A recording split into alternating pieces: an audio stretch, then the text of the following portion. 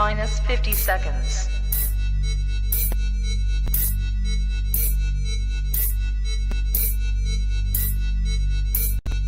T minus 40 seconds.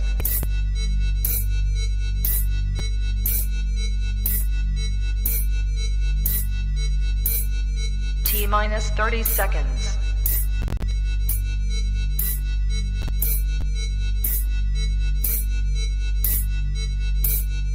T minus 20 seconds.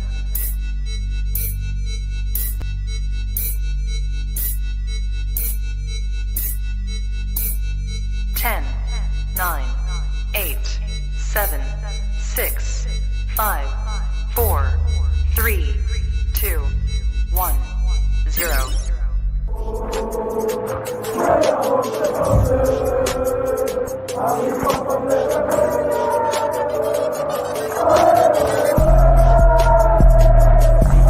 Shout out to Kopish. Shout out to Kopish, guys. All the good work the up. two legends, Emil Heskey, Howard Gill.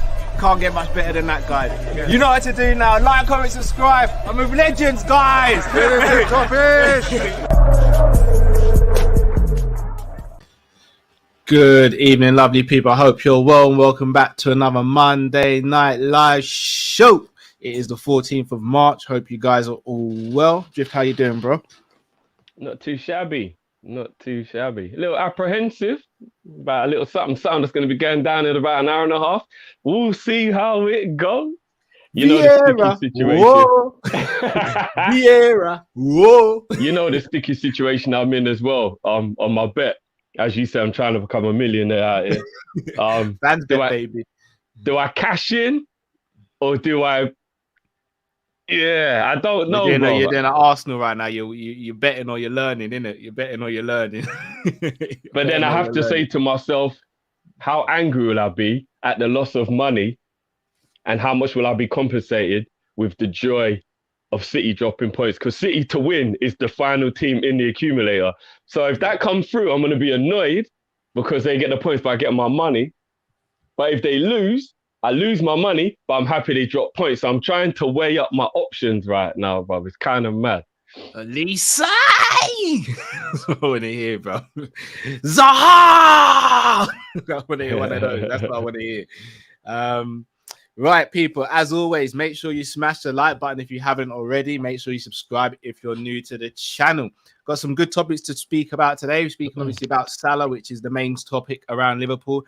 Gonna have a little trip down memory lane and think about and speak about some of the Arsenal games we've played from yesteryear. And we're also going to be speaking about a guy that's quickly becoming everyone's favorite or second favorite player, Joel Matip, and whether he's underappreciated, underrated, etc. And then we're going to look at some of the FPL standings as well. So that being said, people, let's get into it. The topic of the day, the one that many of us don't even want to be having a discussion about, but need to be having a discussion about, Mo Salah.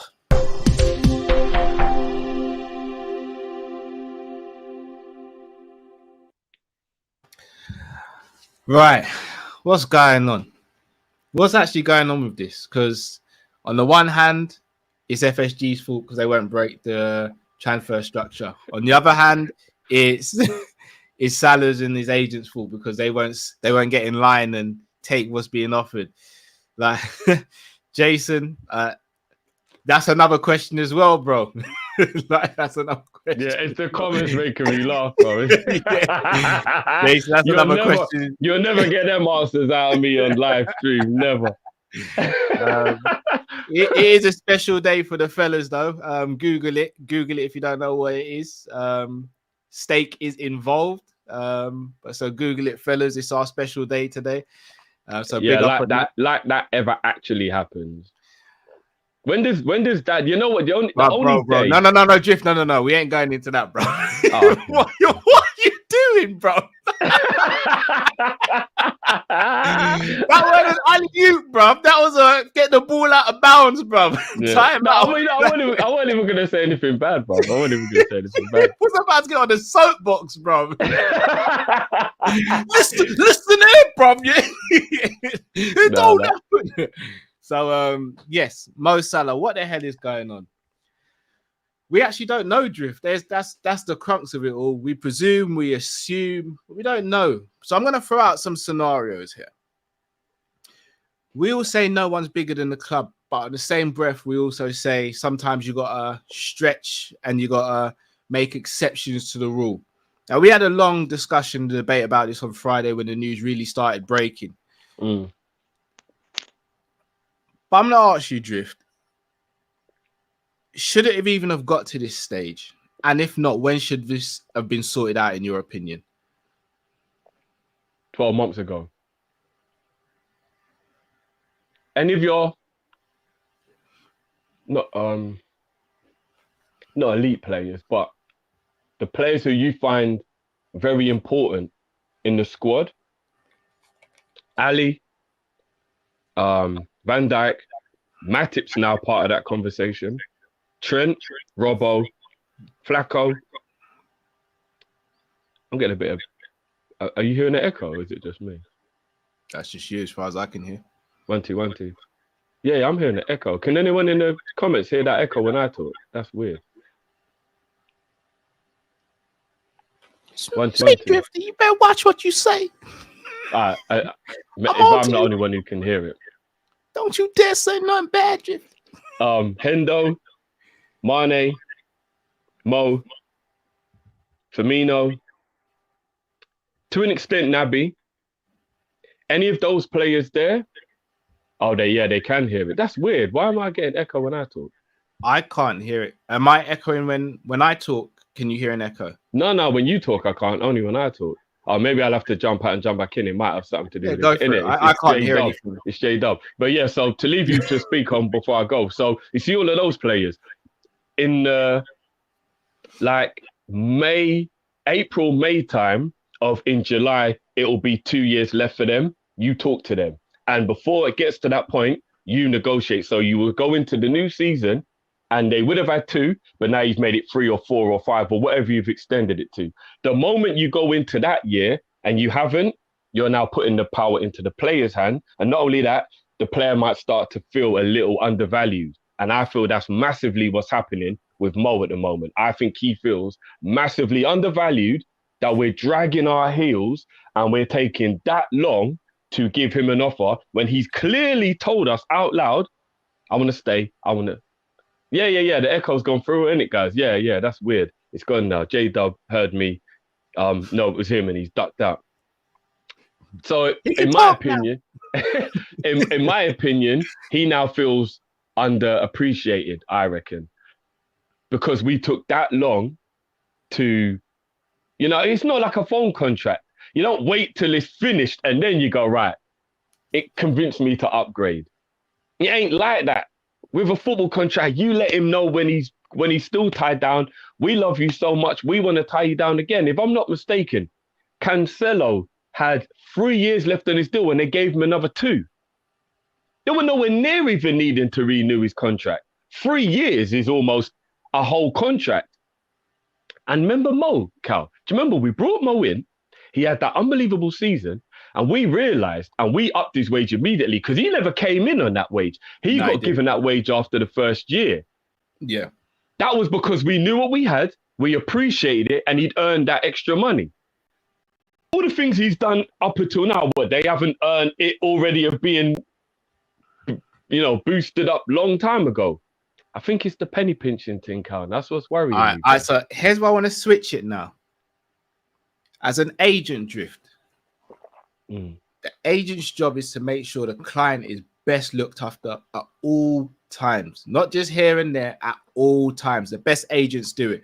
It's one of the main reasons why Mina Raiola is hated. But if you ask, his clients love him. Same with Ali Abdelaziz in UFC, Drift. We all from the outside dislike him. His fighters ride for him, though, innit? Because I disagree with the Raiola one, though, bro. Because if I'm being honest, I think Raiola's got a lot of that Al Heyman and what's the grey-haired guy again? Sam Watts. No, the old school brother. Oh, Bob Arum. No. Don King. Where he will front up how great he is. Really, he's only looking after himself, bro. Like Yeah, I think Eddie they Hearn's don't probably leave one of him the though, Drift. only one of the guys where I can maybe think. I know he's looking out for himself, but on face value, it does seem like he makes sure his fighters are all right. A lot of those other promoters, there's always something that comes out. You can tell. Hold on a minute, you're not really thinking about the fighter. You're just trying to make your own money. And I feel like Raiola's a little bit like that. He wants 10 mil, 15 mil for himself, Cal, and that's what makes a lot of these negotiations hard. Clubs say it. We got to give him too much money to talk to his client.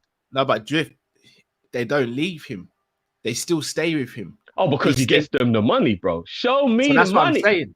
So that's what I'm saying. Even though he's getting what he gets out of it, he's still like the only reason he's getting that type of money is because his clients are eating very nice. So even though he's disliked, he makes sure his clients are looked after regardless of the situation. So now I'm coming back to the agent now, and I'm not going to speak about the tweets and the indirect messages and the trolling and all that because that's his prerogative. As an agent, how do we know if he's done right enough by Mo? Because as you said, that contract stuff should have been sorted out a couple of years ago. Why then didn't he then approach the club? In the same way we asked, why didn't Genie's agent approach the club?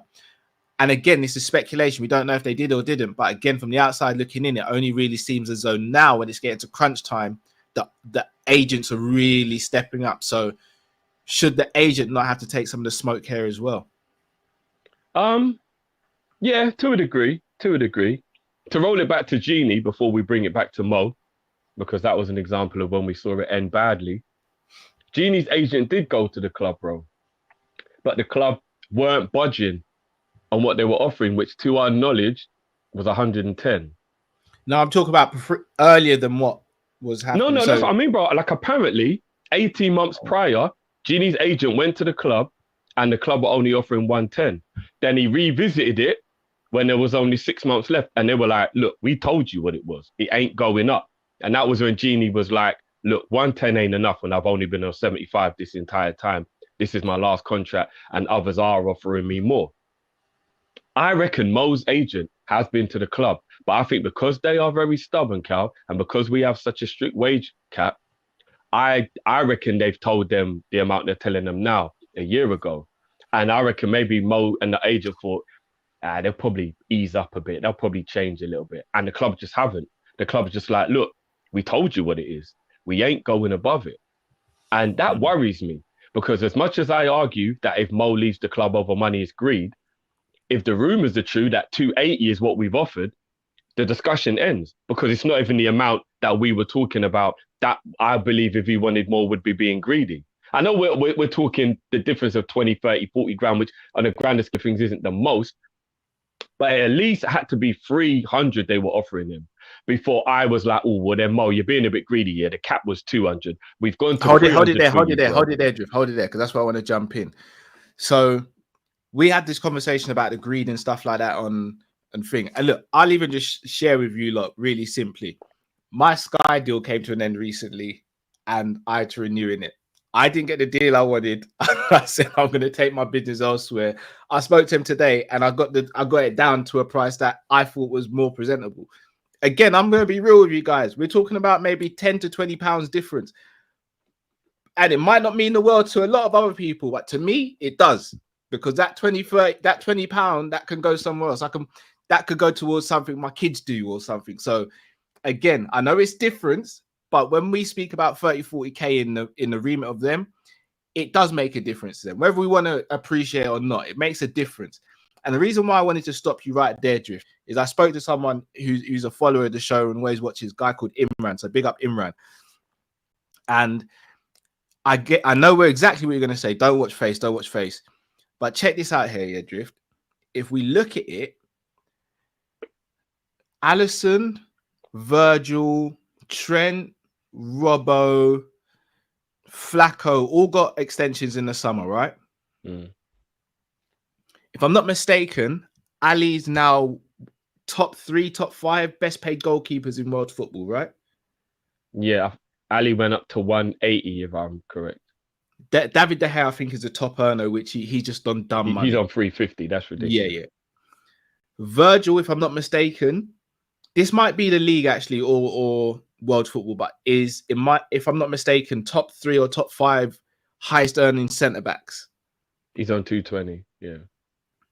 Trent, if rumors are to be believed, he's on 180 now. 170 or 180, yeah.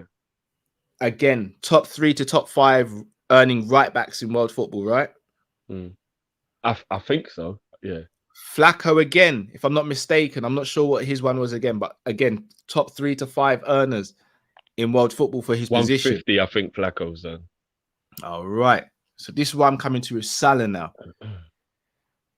The top earners in his position in world football are earning stupid money. You're looking at your Mbappes, your Cristianos, your Messi, your Neymars. We know we can't touch that money, and he probably deep down knows he ain't getting that sort of money at Liverpool or most other places. However, surely in the league, we should be looking to be making him top 3 minimum earners in the league for his position. And when I say position, I'm talking about attack. I'm not talking about De Bruyne who plays in midfield. I'm talking about attack. And if that's the case, is him potentially, and again, these are just rumors, him asking for between 350 and 400k, is that unreasonable in your opinion, Drift? All right. Where I'm going to look at it a little bit different to you, I think, on this, and as Big Worm said, it's the principalities. I think it's about principle more than position. And I think I think where I definitely know you and me are going to massively disagree is I think a footballer is a footballer.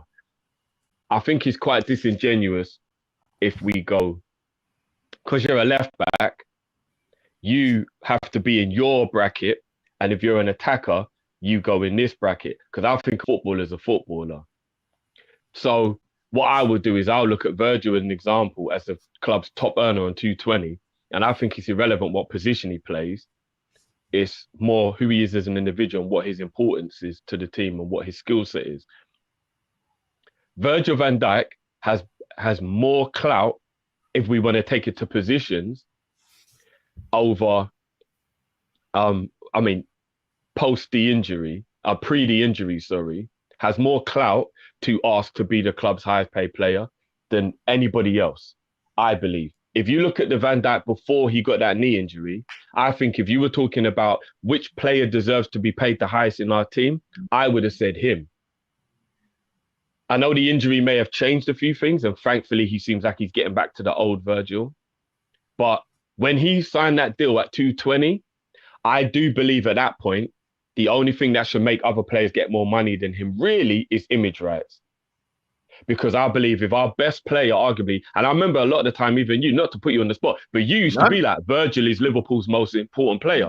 You would even charm that yourself. So yeah. 18, 19, 19, 20, I think he was our player of the season for both seasons. So even though Mo is banging in goals and goals is the commodity, goals is the currency, so to speak, I believe anything he earns more than Virgil should be just down to him as an individual commercially. And that's why I believe it would be amazing if he was allowed 50 or 60% of his image rights. So all the money we make off of him being him, he gets a large cut of that because that directly is involved with him. But if you want to talk to me about whether he deserves to earn more than others, if you're talking about the importance of the squad, I think it's quite unfair for someone to turn around and say to Virgil, you don't deserve as much money as Mo does. Because to me, Virgil's been a much more important squad member than Mo. And again, this isn't being shady to Mo for anybody who wants to try and say, I don't like Mo. I'm trying. Oh, all right. Even if they are equal, what I'm trying to do is I'm trying to put a balance out there. So please, people, don't go with your dumb agendas. I don't like Mo. This could be any player I'm talking about, and I'll be talking like this. Last season, we did lose all of our players. We did. But I think we can all safely say we don't struggle to get third if Van Dijk was fit and he had to play alongside a Phillips or a whoever. I think if it was Mo who missed the whole season and Virgil stayed, eventually we would have had a few people that would have been able to chip in the goals where we would have maybe struggled a lot less than we did. Bro, I'm being honest.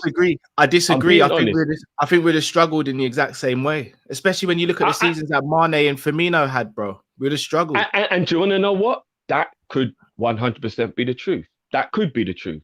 But at the same time, Mo went to the AFCON and we were fine. Now, I know that was only 1 month and not 5 or 6 months, but the point I'm making is we were all shitting ourselves and we won more games when he left than we did before he left. All right, sorry to cut you there. Make... Really sorry to cut you there, though, Drift. And again, I'm not even doing this to crap on who we played.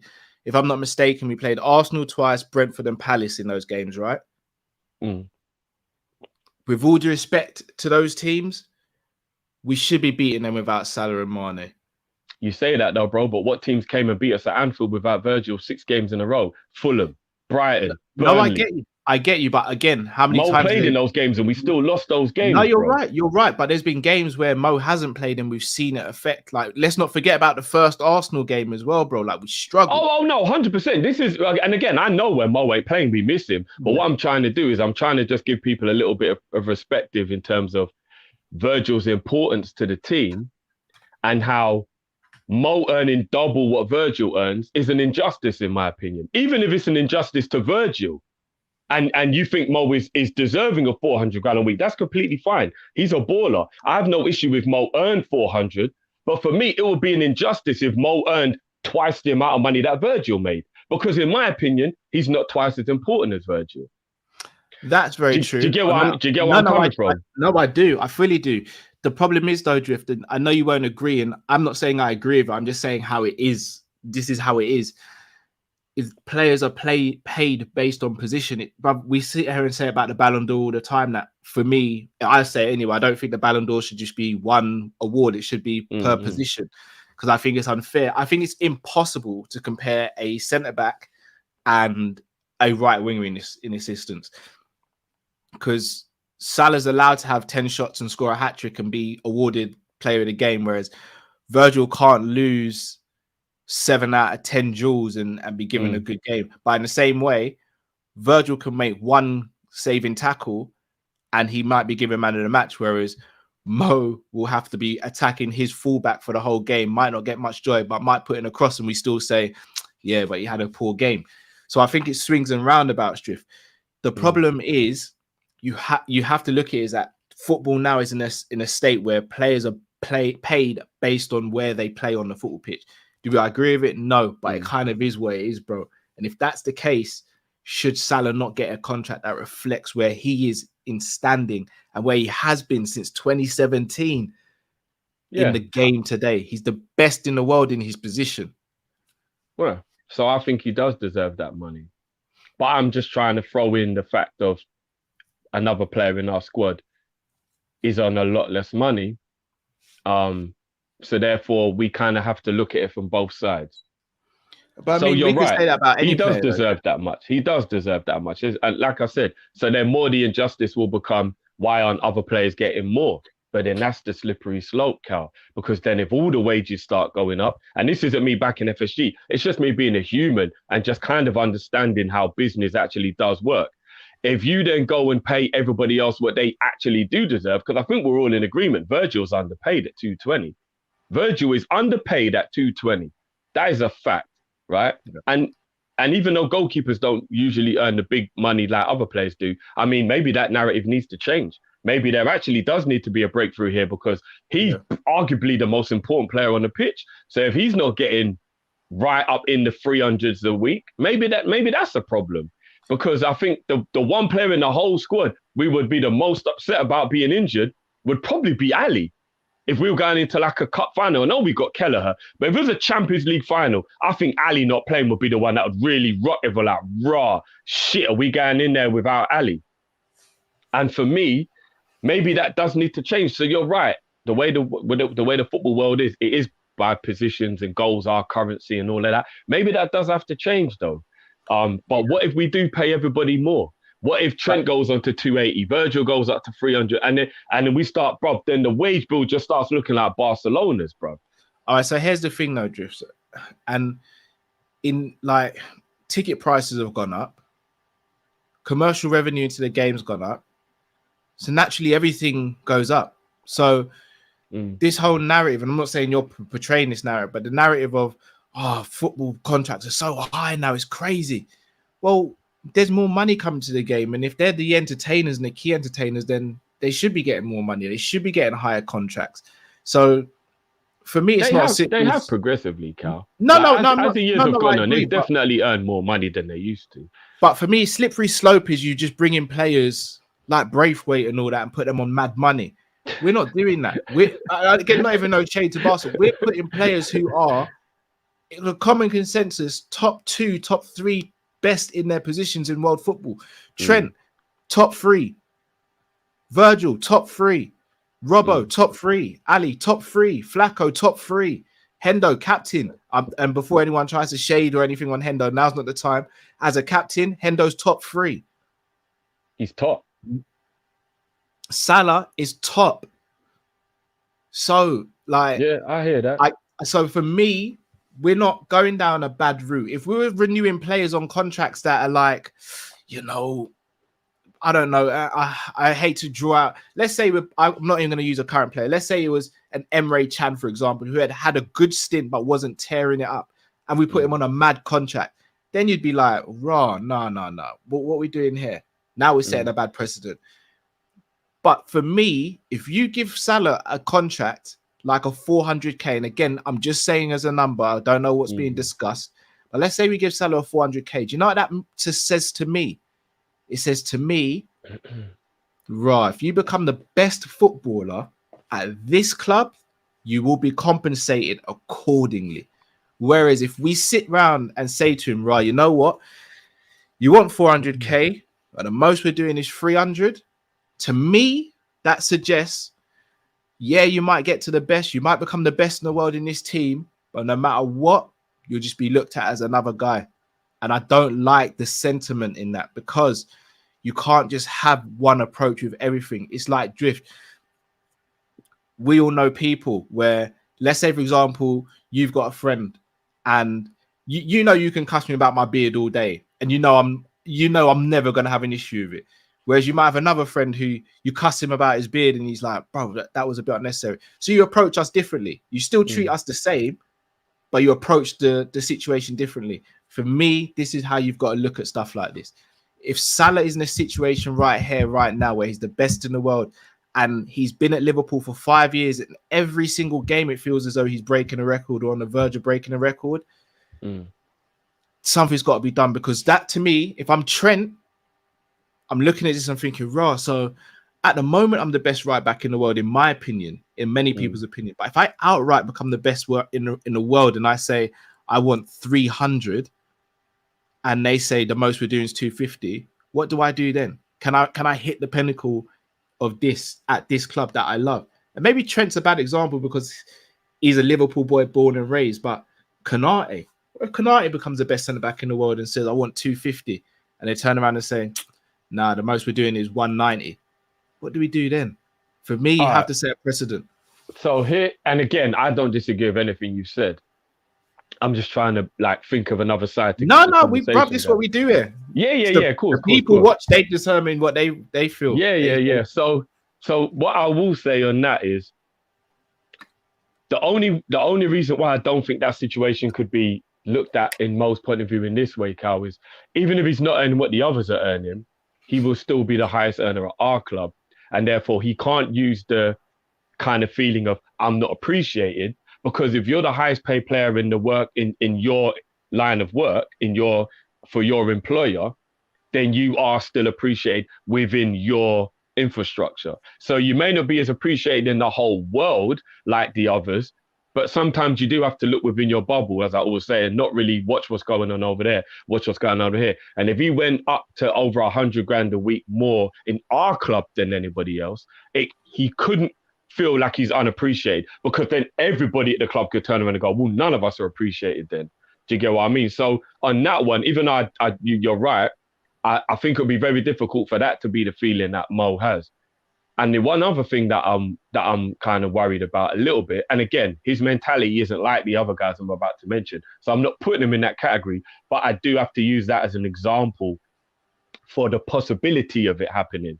Yeah. You reach a certain age and you reach a certain wage, there seems to be a correlation with lack of effort or feeling you have to keep proving yourself or something to achieve. We saw it happen to Hazard. We saw it happen to Ozil. We saw it happen to Aubameyang. We saw it happen to loads of footballers where they get paid this astronomical fee at a certain age, and then they're like, well, I'm done now, innit? I'm going to get this money regardless. So I don't even need Gareth Bale. And I know their circumstances are a little bit different and some of the teams are a bit fucked up and there's other things, but there does seem to be a bit of a coincidental correlation with being a certain age, getting a fat paycheck, and then all of a sudden not feeling like you've got to put in as much effort anymore. And I think Cristiano Ronaldo and Messi are the only two players of that age that I can think got that high pay and didn't drop off. So we would also have to hope Mo is in that category, which I do believe he is mentally, and doesn't get this fat wage, bro, and then just does a Aubameyang and just completely drops away in his performance levels. And then we're like, oh shit, we got Mo on a 4-year deal earning 400 grand a week. He ain't performing anymore. No one will buy him now because we can't sell him. What the fuck do we do when he's crippling the club? I do get the worry of that happening as well, because from a business point of view, I do believe giving people incentives. Like, it's one of the reasons I think maybe Trent didn't go up even more than he did. He deserves more, but you got to give him another thing to aim for. If he'd have just gone straight on 300 now at 22 years old, what's left for him to keep achieving? Like, he'd be like, I'm 22 and I'm on 300 grand a week. That's me, bro. Do you get what I mean? Like, maybe they're like, well, bro, in another 2 years, if you're still doing amazing, boom, it'll go up. And then another 2 years, because I do also believe that as a human being, you should also be given those incentives to keep on going. And that's why I've always said goal bonuses. But as you rightly said, that might start making people be greedy, thinking of money when they should be thinking of the team. So it's a tricky one, isn't it? It's a tricky one.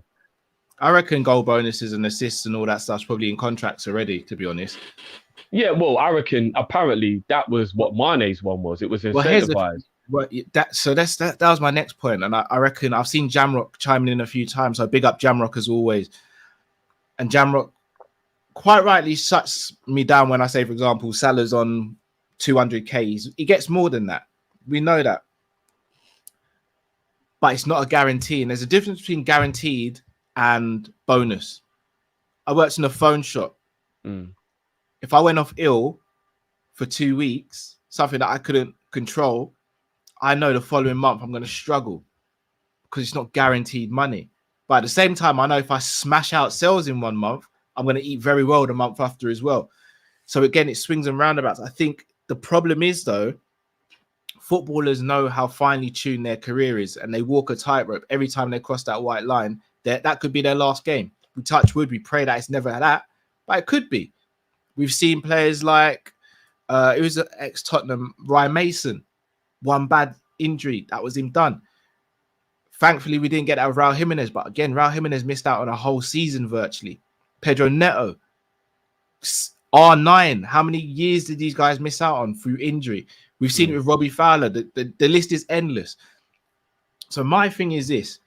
Bonuses are fantastic. And yes, Jamrock, you're right. For example, Salah made way more than that 200k that was quoted, but he made it that season because that season we won bare money and bare stuff. So him actually getting a bonus wouldn't hurt the club, because it's not like he's just getting a bonus because of the sake of it. He's getting a bonus because he's making the club silly money. Now it's time to see whether the club will actually honor and be like, you know what? Here's your flat rate. That's your flat rate now. So whatever happens, anything else is a bonus because that's your flat rate. But if you still win these things, we're winning, so you can have a piece of that pie as well. And that's where I think it gets a bit sketchy. But again, we have no inside information to these contracts. Everything that we see in here on Twitter is just noise, unless it comes directly from Salah or directly from Liverpool. And even then, you can't even guarantee whether it's the truth or not, because they've got their own agendas at hand as well. One thing I will say though, Drift, and I'm going to ask you flat out, if Salah doesn't sign a contract by the 1st of July, how long do we have to wait until we potentially have to sell him? I think if he hasn't put pen to paper by July the 1st, I think it's because we're selling him. And if that's really the case, how much can we command for Salah in this current market? I'll be honest with you, bruv. The way the world is at the moment with everything that's going on, I reckon we'd struggle to get 100 million. Okay. 1 year left on his deal, turning 30. by the time he'd be transferring, I would be very shocked if we could convince a team to pay us more than 100 million. And I think one of the things that ruins the market a lot this season, Pogba's going for free, Mbappe's going for free. Real Madrid will know that it was a real bad decision they made with Hazard when they paid like 130 or whatever it was for a 30-year-old. Look how that turned out. And I think that's probably going to put them off. Just a little bit like Barcelona. They'll probably never pay a dumb fee again because they're burnt by Coutinho and Usman and all those guys. Yeah. PSG is probably the only club that we could probably make pay us that money. I don't think Mo would ever want to go to the French league at this stage of his career. I would be really worried we would even get what he's worth. And I think this is what worries me in general, bro, is where Mo probably does look around and think, other than one or two clubs, where would I even go if I even left anyway? He ain't a traitor. He ain't going to go any other Premier League team. But hold on, sorry, can I cut you there? Is he a traitor if he goes to another Premier League team? 100%. Again, I'm not trying to defend him before anyone comes to him. Yeah. No, he is. He's a Judas if he does that. I don't care about the whole like some play. He's a Judas. If he goes Chelsea, City, United, any of them clubs, he's a Judas. But what if he went Newcastle? Yeah, he's still a Judas. He said he would hate to play against Liverpool, Cal. He'd have to do it twice, maybe 3 or 4 times a season if he goes to any of them clubs. Fair enough. He looked like he was about to cry when he said I believed him. I truly believed him when he said the thought of playing against Liverpool hurts his feelings. So if he went to another Premier League team, I would know he's the best liar in the world.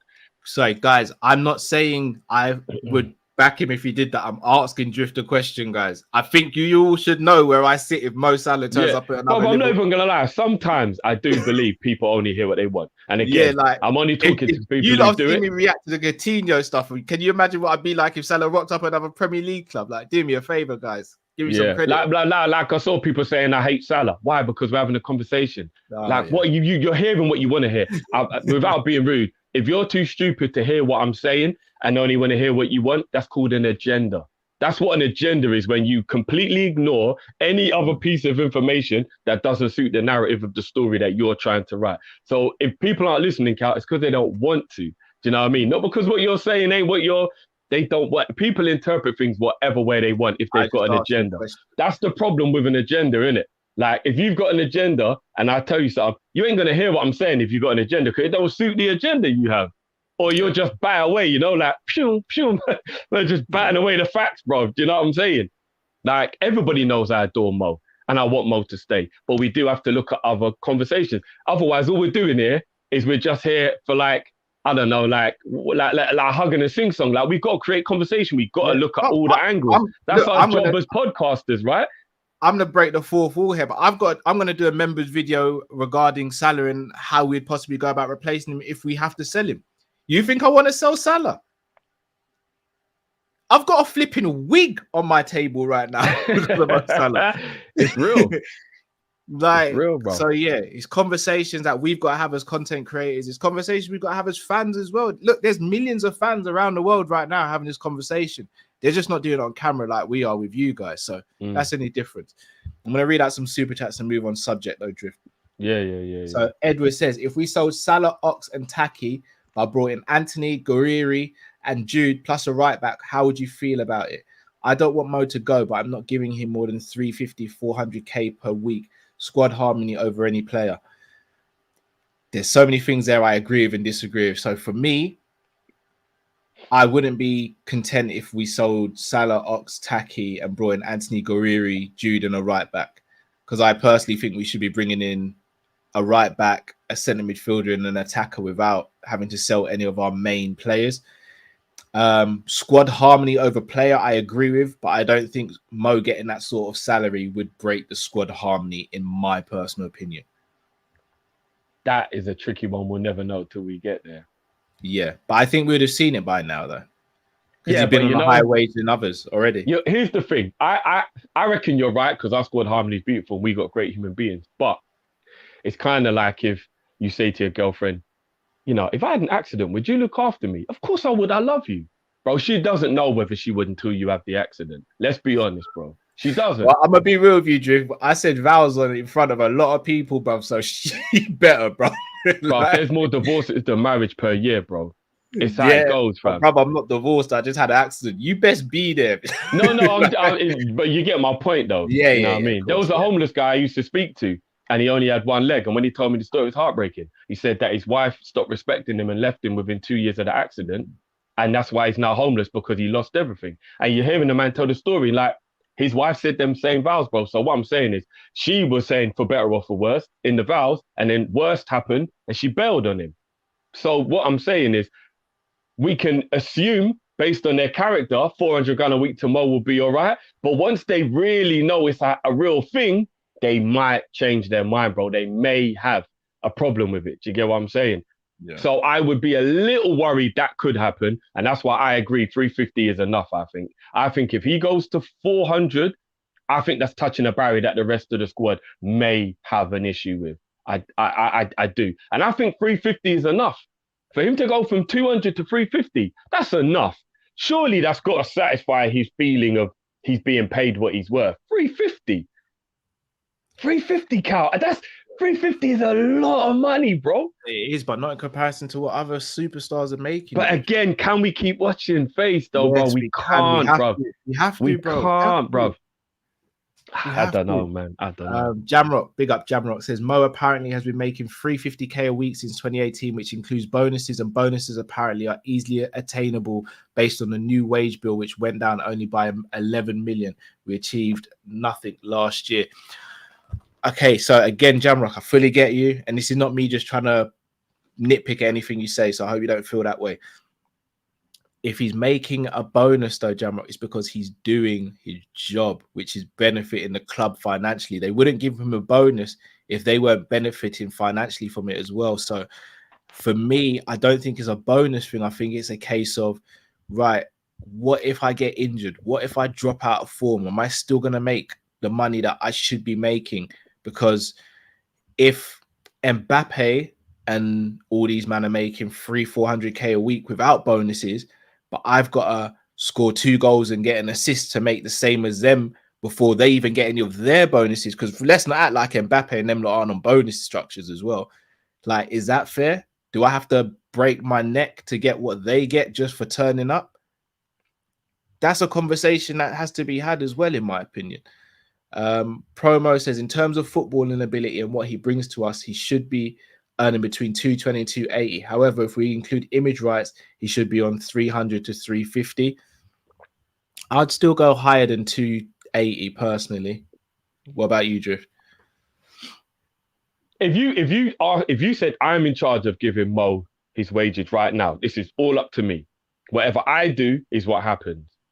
I'd give him 325 grand a week. I would say that's 100 grand more than anyone else in the squad. It's over 300 grand to show how valuable you are and you're the best player at the club.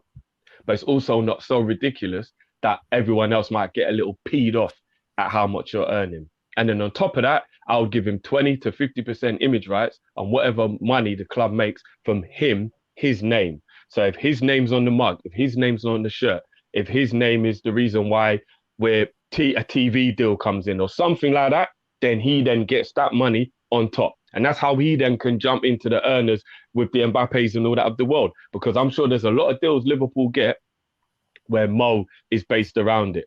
I think something like a quarter of the people watching the final stopped watching when he got that injury in 2018, showing there's a whole part of the world only caring because he's playing.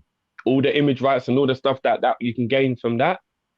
Like, I'm letting the cat out of the bag a bit here, but I was told that in certain parts of the world, there's a meet and greet where there's a certain amount of money where you have to pay to meet him, and millions of pounds have been made just off these meet and greets. He's got to be getting that money. He's the reason why that's happening, right? So he's got to be making money out of that, 100%. Do you get what I'm saying? So for me, I think 325 a week plus image rights. And then achievement bonuses, like if you score 20 league goals, we drop $1 million on top. If you score 10 Champions League goals, we drop $1 million on top. Little incentive, so he can still even earn a little bit more. But your base fee ain't disrupting the likes of Alisson, Trent, Van Dijk, who are going to sit back and go, rah, boy, he's on 400 grand a week and he just threw up 4 stinkers in a row and I got man of the match 4 times in a row. It's a bit fucked, isn't it? Because that can creep into people's mentality. No, You you're hope right. it wouldn't, but it can. It can. You're right. Mo has No, a bad year I and he's agree on with. 300 and he's on 400 grand a week.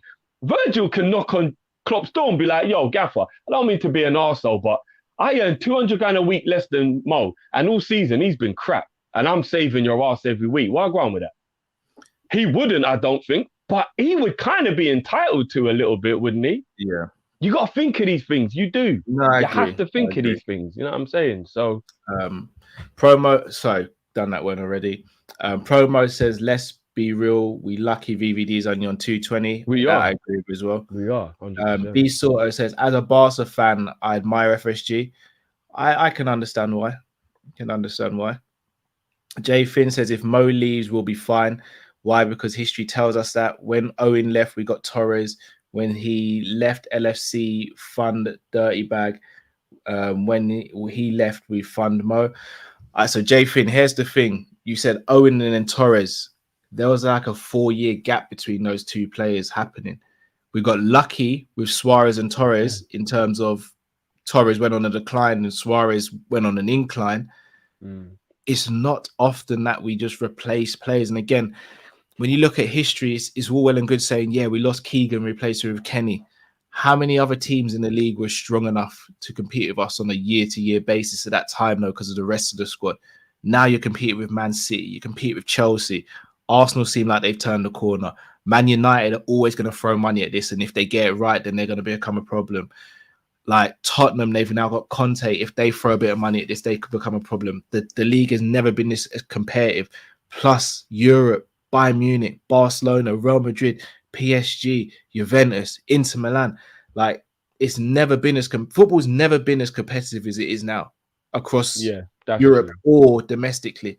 So history is a hard thing to go by because it's exactly what it is. It's history. Like history. Yesterday, I put the bins out and I was fine.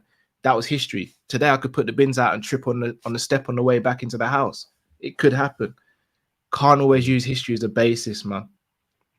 Yeah, I hear that. Jamrock says wage will only went down 11 mil last year from the peak. Again, I'd need to see the full numbers on that, Jamrock, and I might. So I'm guessing Jamrock saying that while the bonuses were there due to trophy wins and stuff like that, Mo was earning sick money, but then because last year was a fall off, he just went down to the basic year of 200 grand or whatever it was because we didn't achieve anything. I'm guessing. Dean says, I feel it's not fair for Mane too. He contributes more as well, but same wages since he signed for us. Thiago came yesterday, but gets more. Mane's not on the same wages he got when he arrived at Liverpool. He's on like if I'm not mistaken, 150 or something like that. Here's the thing though, Cal, in reference to the chat, he makes a very valid point though. While Mane is sitting there on the exact same time length left on his contract and everybody's clambering over Mo, he's going to be feeling valued. And I tell you what, to see the things some of our fans say, he might have even seen those things and feel even more undervalued. And I tell you something, he's a king of Africa. Officially, not even like, ooh, he's the king of Africa. He was the best player in the tournament. His country won that he led. I know Koulibaly was a captain, but I think we can all say Mane is the real leader of that club, of that team, sorry. And he is not even, I think us here on Kopish are the only ones who seem worried he ain't even got a new deal. It's almost like he's going under the radar, bro, that he is in the same situation as Mo in terms of the length of his contract. And he must be sitting there thinking, yo, I get it. That's my brother because of all the fake news. They love each other. So he'll be like, that's my brother. But at the same time, Cal, I said it. Mane was the best player the year we won the league, in my opinion, and in a lot of other people's. I think he was officially voted Liverpool's player of the season. And on top of that, he is a consistent performer in terms of his attributes, in terms of his contribution, in terms of his energy levels, in terms of all of that. So even if statistically he doesn't contribute what Mo does, I agree, that's a fact. He doesn't statistically give the same. But his effort, his loyalty, all of that is exactly like Mo's. So you're sitting there and thinking, I'm not even getting cared about here. Well, everyone's saying that Mo should go up to 400 and I already get less than him anyway and have done this entire time. Now, what do I get then? All right, so here's where I slightly disagree with. Like, obviously, I want Mane to stay. I want him to get a bumper new contract. The problem Mane's got, though, is how it's perceived is Mo's career has gone like this. Mane's has gone like this. But over the last year, many would argue Mane's like that and Mo's still like that. So if we're looking at contracts, and Mane threw up the worst season at the worst time. Let's make no bones about it. Over the last couple of months, he looks like he's getting back to himself and all that. But we could point to a 12-month stretch, maybe 13, 14 months at a stretch. He didn't look himself. And when you're in the middle of negotiation in contracts, that's a big deal. Whereas Salah didn't have a drop-off like that. So when you're doing the contract negotiations, yes, Mane can still come to the table, but he can't come with the same gumption as a Salah because he didn't perform at the time. And it's harsh. It's very harsh. Because if he did that 18 months earlier and switched it around, let's say he did a 19-20 and an 18-19 in the last 2 seasons, but 18-19, 19-20 were the last 12 months and 14 months. No one's sitting here. We're all sitting with you right now, Drift, and saying, give him the same money as Mo. 400k for both. I don't give a damn. But he can't demand that simply because his last 12 to 14 months didn't look like the previous. Whereas Salah's, he hasn't had a drop off in those times. So yes, Mane might have had a better season, but Salah's trajectory has never stopped growing, even this season. No, that's not what I'm even arguing. But Mane's contract needs to get sorted. There's not even a debate for me on that. Remember, I'm not saying he should get the same amount as Mo, but I was just using the example of how underappreciated he must be feeling, watching everybody clamber over this guy while nobody gives a shit about him. And the only thing I will say to slightly kind of counter what you're saying about his performance levels, even though you're right, his performance levels did drop, is Ali was almost worryingly becoming an injury-prone goalkeeper last year.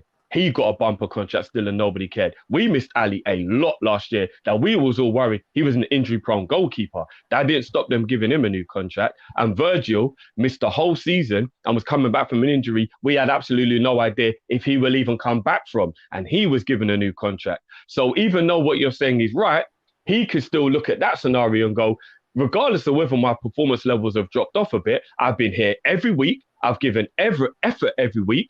I was a part of the ride. I ain't never dipped. I ain't never shied away from anything. So even if I haven't performed as well, I've still fucking sweated more than all these guys. I've sweated more than Ali. I've sweated more than Virgil. I've sweated more than all of these guys. And I'm still not here with a contract.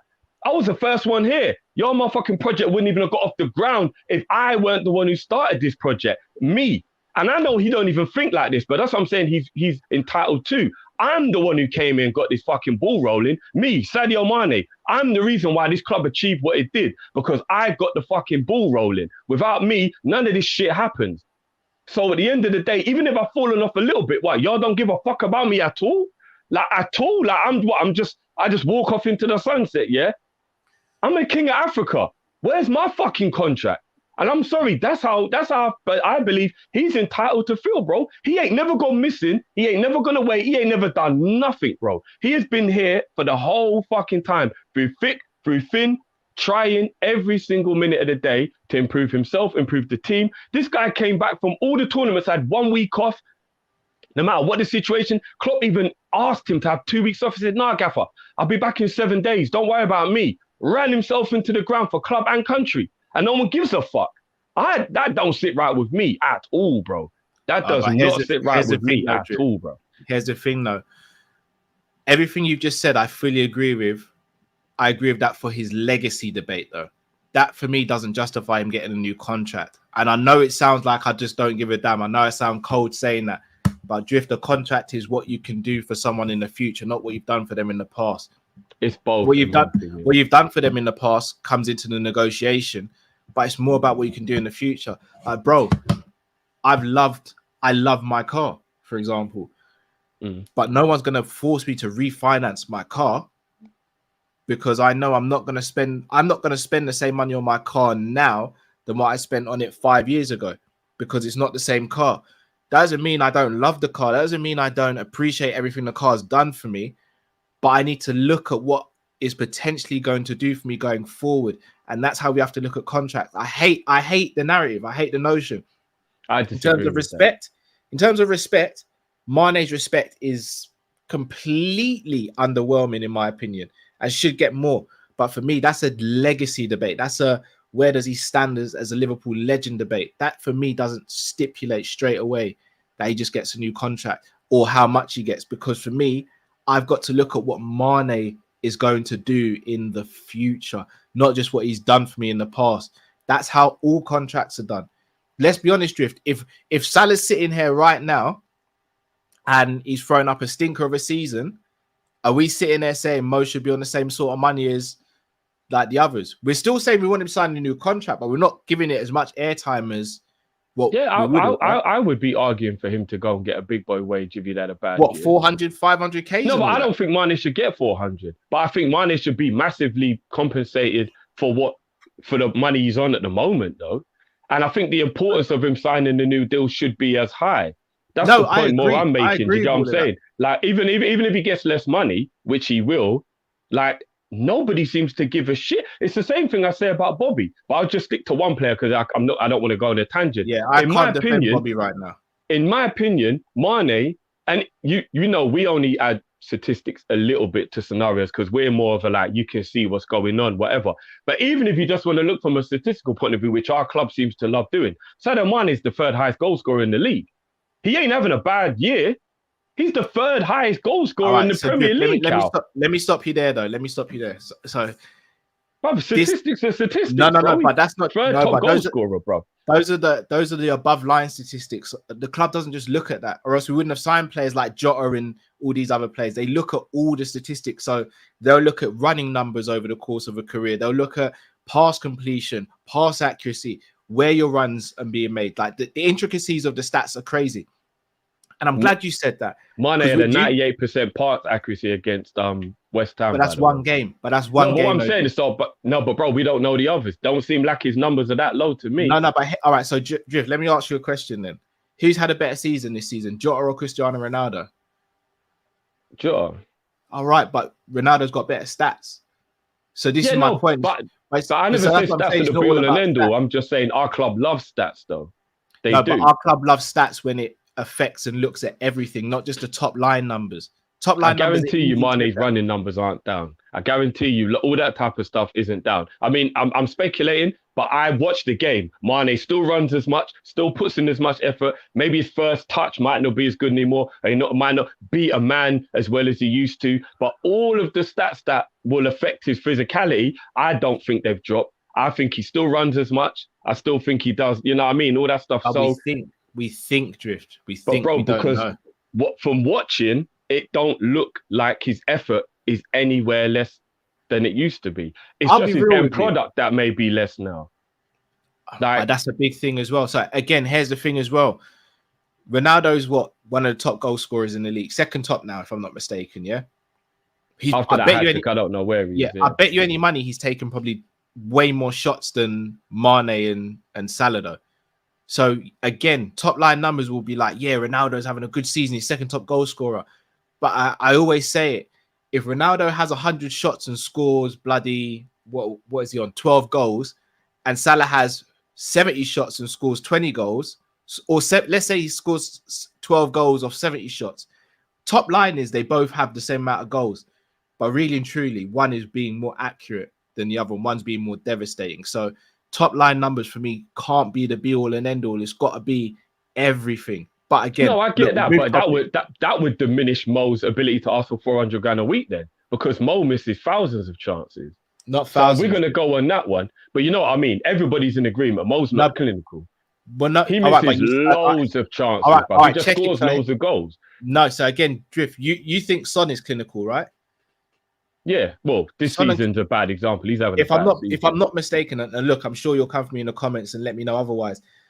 Son and Salah's striking rate is not very different. So we can't call Son clinical. And I think it's the same with Harry Kane as well. It's not, we call Harry Kane and Son clinical.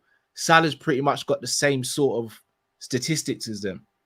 So maybe again he's not going to seem as clinical to us because we see him miss certain chances that he shouldn't. But at the same time, he also scores chances he has no right to score as well. Well, yeah, because again, that does come down to difficulty of chance as well, which is one thing stats don't show. Like Harry Kane takes a lot of long-range shots, which will make his shot to conversion rate look lower, but the difficulty of the shot he's having is a lot harder. But those things will never come in to the thing. So I get where you're coming from, but that's why I think there's a big grey area where it's hard to differentiate between it because difficulty of chance isn't put in that statistic. And I know Harry Kane doesn't miss easy chances. He misses expected goals. chances. Expected goals is what that is because expected goals, like Salah's probably got expected goals less than some others because like he's scoring some silly goals sometimes. But he's clinical enough, but I still wouldn't call Mo Salah clinical. But anyway, the point I'm making is back to what the real thing here. Sadio Mane needs a new fucking contract. Give Mane a contract, give Salah a contract. But for me, there's still got to be some proving to do. I'd still give Bobby a new contract as well. It just wouldn't be as long as the other two. But yeah. All right, let's read out some super chats before we move on to topic. Messi 2Y says praying for a point against Jews, but it will be humbling again for us. Gap is big, Diaz is scary, whisper it, but you'll be fine without Salah. Hopefully we play with Salah, but big up to yourself, Messi, being an Arsenal fan and jumping in the stream. Much appreciated. Jamrock says 400k and no bonuses. Bet his agent declines. Well, Jamrock, let's put it on the table and see. If that happens now, Jamrock, then we've got a conversation. Then you can turn around and be like, now we're talking about taking liberties here. But until we get an offer or we see an offer, we can't say Jamrock. This name is long. What are we doing there? Spacebar, surely. That's hilarious, guys. What minute are you on? How did I get so behind? Fair enough. I rate it. You don't know what we go through trying to get them watch-alongs, bro. Yeah. Sorry, lads. A bit off topic. Looking at booking a trip to the UK in December. Is it okay that time of the year? I get that it'll be winter, but I figured it always rains and it'll be busy season, Christmas, etc. Thoughts? It will be more expensive. Yeah, and it's going to be colder that time of the year. You're gonna depend on where you're traveling from. You're gonna want to buy clothes from here for that time of the winter. Although January and February are probably the coldest time of the year in England. Yeah, but come over to UK anytime, man. Yeah. I'm going up to the West End will be amazing. The Christmas atmosphere and all that. Yeah. Tahir says if Salah leaves, but other Premier League clubs buy Harry Kane, Haaland, and Mbappe, what does that show about this club? Where's the ambition? We go back down to here. No. Yeah. No.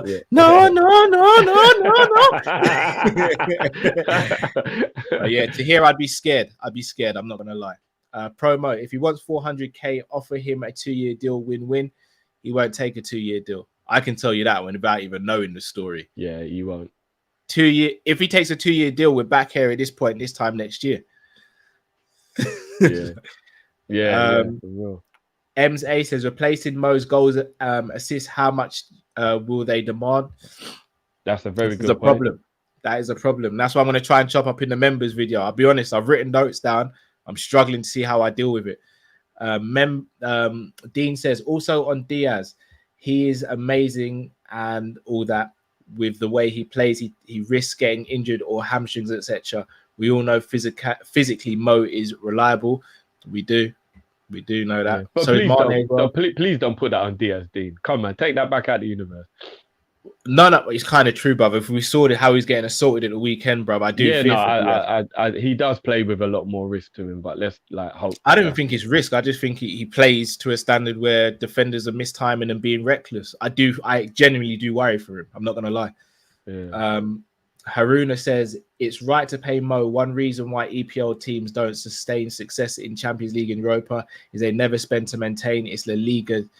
La Liga is gaining momentum. I don't feel as though La Liga is gaining momentum. And I think there's been enough evidence over the past few years to show that Premier League teams do want to keep, even if it doesn't work out. Aubameyang's a good example. Rooney back in the day with Man United was on 300k before 300k was famous. I do believe Real Madrid will catch up though. Potentially. They're gonna have a big summer, bro. I think they're gonna catch up. Yeah, I agree.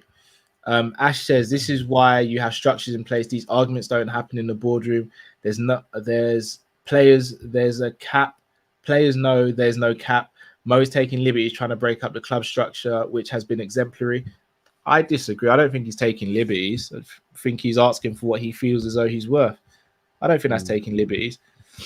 Jamrock says, no, the opposite. Wage bill the year we won the league was 325. Wage bill last year when we only achieved top four was 314. That suggests that bonuses are a lot easier to achieve than what we all believe. Potentially, Jamrock. Potentially. John says, Drifty, Mane is not an ideal case study to use. I think it's a perfect case study to use because of his importance to the squad over the last 5 years, but fair enough. Ash says, remember what happened when Arsenal broke the structure for Sanchez, Ozil, Aubameyang? Look at United broke the wage structure for De Gea. The dominoes fell. Pogba, Rashford, Shaw, Sancho, Varane, Ronaldo, all on insane wages. All right, so with Arsenal, what I will say regarding Sanchez and Ozil and Aubameyang, we could all, apart from Sanchez, maybe Aubameyang as well, we could see struggles happening with Ozil. With Aubameyang, he was surrounded by a poor club and poor players. It's only now Arteta's actually getting a tune out of Arsenal. Like, we can't act as though he was a bum the whole time. If it wasn't for Aubameyang, Arteta wouldn't even be in a job at Arsenal. Not to mention he's gone over to Barcelona, he's scoring goals. Sanchez went to Man United, so that, I mean, no one's really gone to Man United over the last 5 years and really gone up and lit up the place. You could use that example for Pogba. De Gea, in my opinion, De Gea is overpaid slightly, but at the time when he got his new contract, couldn't afford to lose him. He was the best in the world in his position and by quite a distance as well. So it's a tricky one. I don't even think he's overpaid. He's their best player. All right. And again, so Ash, just following that. So Cal, you start paying silly ways, you attract the wrong type of player. No, you attract the wrong type of player if that's what you put out there. We don't have to sign those. I think he does have a bit of a point, though, Cal. I think he does have a little bit of a point because if players are coming of a certain stature and they know you've given other people dumb wages, they will ask for those dumb wages. Do you get what I mean? Yeah, but also on the flip side of that, Drift, is you look at players that we might go in for and they'll say, boy, Salah was the best in the world. I might become the best in the world. I might just go there where I might go City instead then. City and Liverpool always competing. I'll go City and I know I'll get the salary I want. But let them, bro. Because Klopp said it right. I don't want people who are only coming here for the money. And I think Thiago was but you're not just going for the money then, though, Drift. If you're choosing between Man City and Liverpool and Man City offer you more, you're not going Man City for the money. You're going for the exact same. You are. If literally that's what made your decision, then you are. All right, but Drift, what can Liverpool and Man City offer? They both offer Champions League, competing in the Champions League, competing in the Prem, competing in the FA Cup and League Cup this season as evidence. World-class managers, world-class facilities. Yes, we've got a bigger fan base. What can we offer City that they can't? What do you prefer as a human being? Regardless of whether they have very similar things, whatever you are offering. So, for example, if I go to Apple and I go to Microsoft, and they're both amazing companies, but I'm going to catch a feel of which one I think I'll fit in at the most. I'm not making that decision on money. I'm making that decision on which one of these companies do I feel best suits my personality, how I want to play, what I you like. Won't know you get their drift. Yeah, but that's why you do. You talk to the managers. You walk around the training ground. You don't make these decisions like that. You do a lot of other things. That's why Sanchez fucked up. He should have went to the Carrington or whatever it is and seen what it's like at Man U before he made that decision. Because he made that decision all based on money, bro. No, you missed my point, Drift. If you go to both training complexes and you speak with Pep, you speak with Klopp, they're not the same characters, but you get the same nice feeling from both. You go around to a training complex, you're happy with both, you love both, and you sit down at a table with both tens. Let's change this to wives and girlfriends. No, but you're kind of more making my point for me. If I go City, I chose the money. No, Drift. If they're both offering you the same deal, and then you choose one or the other, then you're choosing.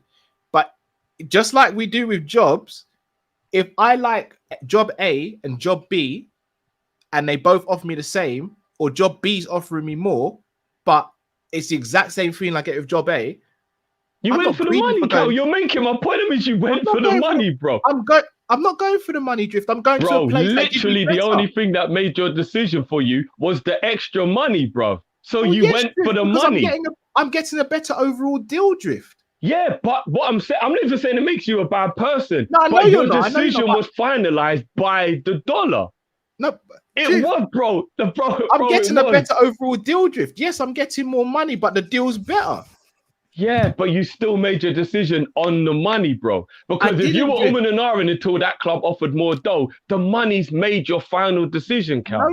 No, the money's giving me a clear indication of where I should go because the Yeah, others were so because tight. it's better financially. This is what I'm saying, bro. Literally, the hold on. money is the difference, bro. So let me get this straight, Drift. If a player was choosing, if Haaland chose between Man City and Liverpool right now, and Man City were able to offer 350, Liverpool only able to offer 300, we'd be sitting there saying that He went Haaland's for a the money, mercenary 100%. He 100% no, 100%, bro. why? 100%. Because if we're offering 300 and they're offering 350, and that's where he chose to go, he went for the money, bro. I'm not saying it means he didn't like us, but he went for the money. He 100% that would mean he made that decision over money. No, because he's not just all right. It's not all right. If this was Liverpool and Man United, then he's going for the money because there's nothing Man United can offer from a footballing standpoint that we can offer.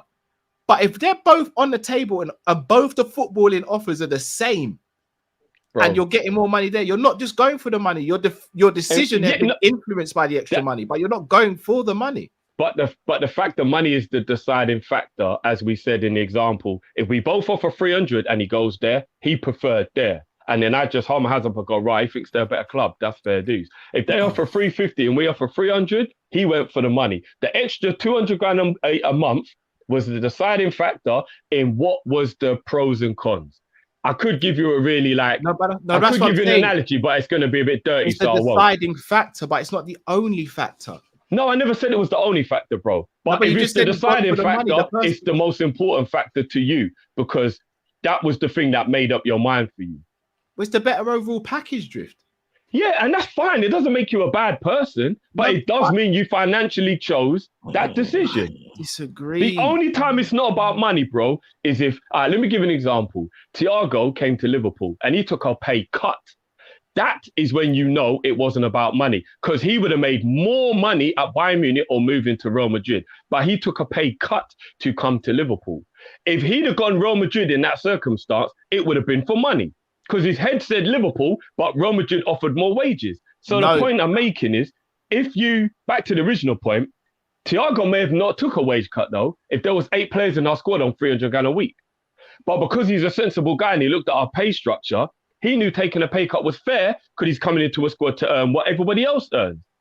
But he wouldn't have took that pay cut if everyone else in our squad was on 300, Cal. You think we could have told Thiago he's on 190 and we got 5 other players on 350? He would have said, no, hold on a minute.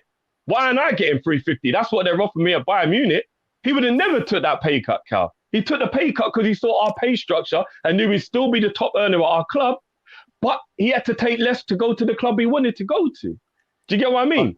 But that's a different scenario, though, Drift. No, but that's back to the original point where we were saying, I think that Ash makes a good point. You are setting a bad precedent, possibly, if everybody sees one guy go up and then it slowly starts being loads of players go up. And then before you know it, we just got a bag of players on that high wage. That can be the worrying thing. That's the only thing why I kind of agree what Ash is saying. But the reason why it looks worse at Man U, sorry, Matt, we'll let you jump in a sec. I'm just letting you man say, and then I'm going to say my piece. I'm just letting you man finish. The reason why Man United and Arsenal are bad examples to use is because their whole structure, especially for Man United, I'm not going to speak so much about Arsenal because it seems as though they are starting to get it right now.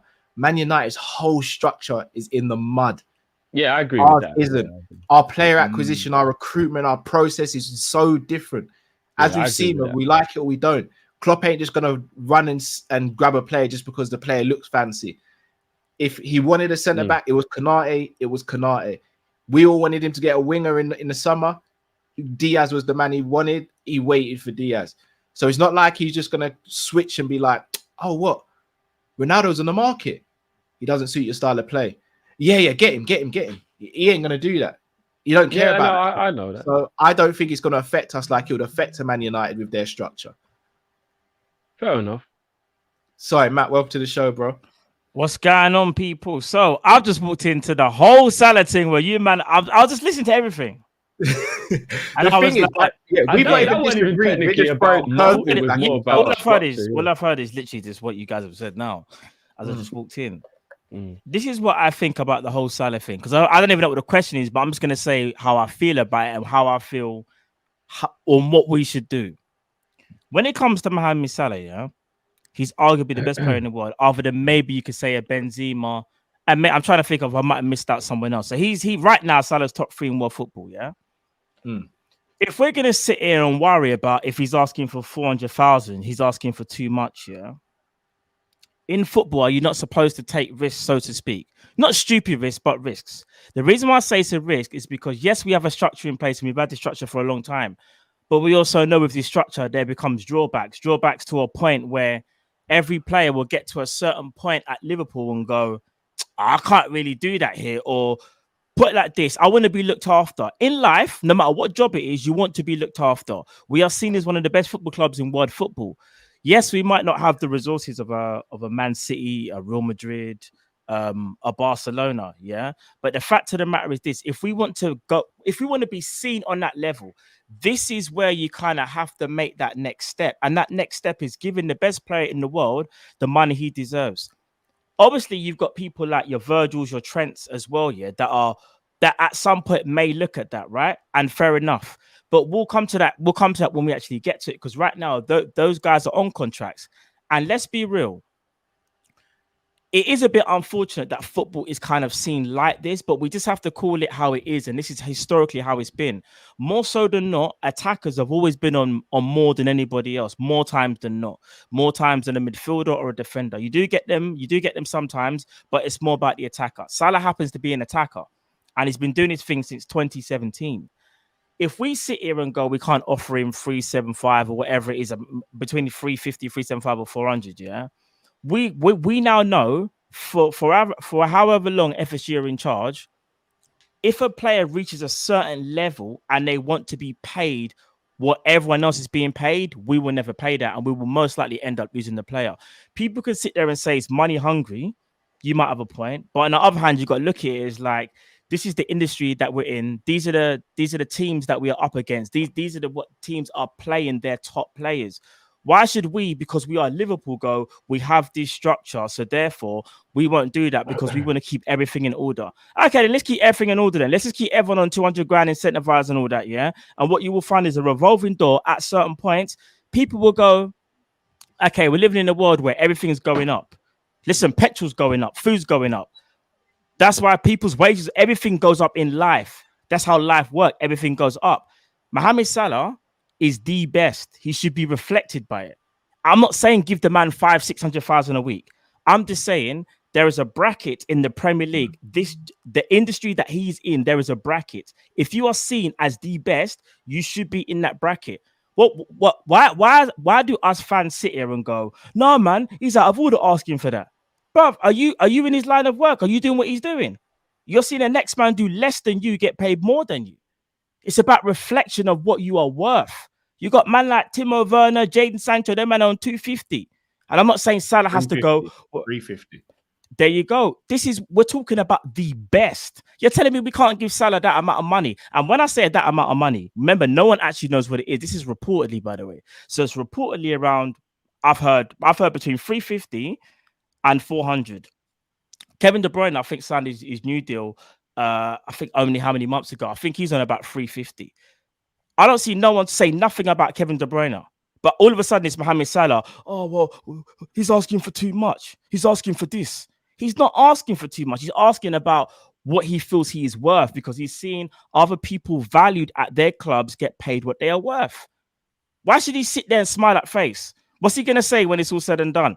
I didn't get paid them wages, yeah, but the fans love me. Of course, we love you, but you should still get paid, though. What's a pat on the back going to do for Mohamed Salah when we pat him on the back and go, thank you, bro. Thank you for taking less money. You done us a favor. He didn't do himself a favor. You got to give the man what he deserves, man. That's all I can say, because I understand where Drift's coming from in terms of you might get players after a while start going, well, Salah's on 400, you know. But again, at the same point, like I said, in football, it is a bit unfortunate, but attackers do get more. And not only that, I'm sure we will pay them a bit more as it goes. But this is, remember, his last contract, his last big financial contract. After this, he ain't getting another big one. Same could be said for Virg. He's older. Here's the. Do you want to know something about Virg? Let me learn this one as well. And this is very unfortunate with Virg. Virgil van Dijk got that bad injury, and even though Liverpool had, you know what, Liverpool easily could have been a bit heartless, you know, and been like, but we'd never do that, obviously. But he's come off a bad injury. Salah hardly ever gets injury. His longevity right now, if there was a spectrum, you would say his longevity is almost like Messi's and Ronaldo's. I don't know about Virgil's longevity. I would like to think it's like that, but because of that injury he's had, that's hard to say. So if we're factoring longevity as well, the spectrum that he's at, Drift, I think, come on, man, we can't really complain. We can't really sit here and get mad if he's asking for them type of wages there. Do you know what I mean? That isn't what I was saying. No, I'm not saying you are. I'm just saying if people are saying that. I'm not saying you are. What I am saying, which I've said before, is if Mo walks away from a big contract just because it's no ways asked for, I'll be very disappointed in him, since he said he loves the club. If there's but here's the thing, you've got to find a compromise. Offer him 300 grand. If that is the offer that we give him, of 300 grand, and he walks away and it's purely money based, I'll be disappointed in him, because 300 grand still means that he's nearly 100 grand more better off than anyone else in our squad. And I would believe that he's making the decision solely on money, which would disappoint me. But do you know one thing I will say? It's not just about, this whole our squad, yes, he will be on more money than everyone else. But he's also thinking the wider spectrum. He's not just thinking. But that's where I believe you shouldn't do. That's what I believe you shouldn't do. Football is a worldwide institution. It's worldwide. Yeah, but go and play for that club. You might not like being at that club. No. But here's what I'm trying to say. Might go there and light up and here's the joke. Here's the joke. And that's true. And that's true. But that's a massive risk. PSG thought Thiago Silva was done. Look at him. Let me say this, yeah. But he only went there for money. Thankfully, it worked out. Do you know what's so mad? This is why I think we've kind of even made a mistake already for letting it drag on this long. Because obviously, the longer it drags on, the longer it's even more dangerous, because he can walk away for free, or Liverpool going to be forced to sell him as well. And think about it, like, if it gets to like May, June, and he ain't signed, we've actually as a club shot ourselves in the foot. Man can't ever got Salah there because the club would have been the club would have taken too long to make a decision. This has to get sorted immediately, because you want to know something? You see how Barcelona are trying to make a little comeback. Real Madrid is still there, bro. Do not be surprised if Man City want to be arseholes and make bids. You know, remember, but we're talking about a guy is going into the last year of his contract, and we would have dilly-dallied over not giving him the money that maybe even a compromise, Drift. A compromise. You know what I mean? We've got to find a compromise. Drift, can I ask you one question? One question, Drift. Did Genie leave based on money? Yes. No, Drift. How? Because the contract we offered him wasn't good enough for him. We offered him 110 grand a week, and he said it wasn't good enough, so he left for money. No, apparently it wasn't 110. It wasn't 110. No, but it was still lowballing him. He's not left, but lowballed.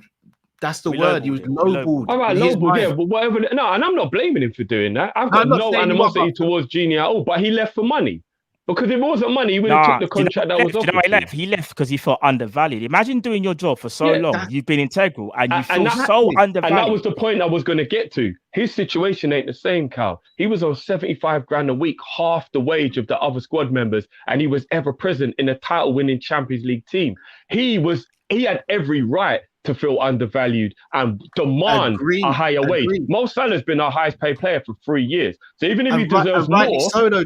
No, but even if he deserves more, he has absolutely no leg to stand on in comparison to the rest of the squad, because he's always had the most wages out of everybody.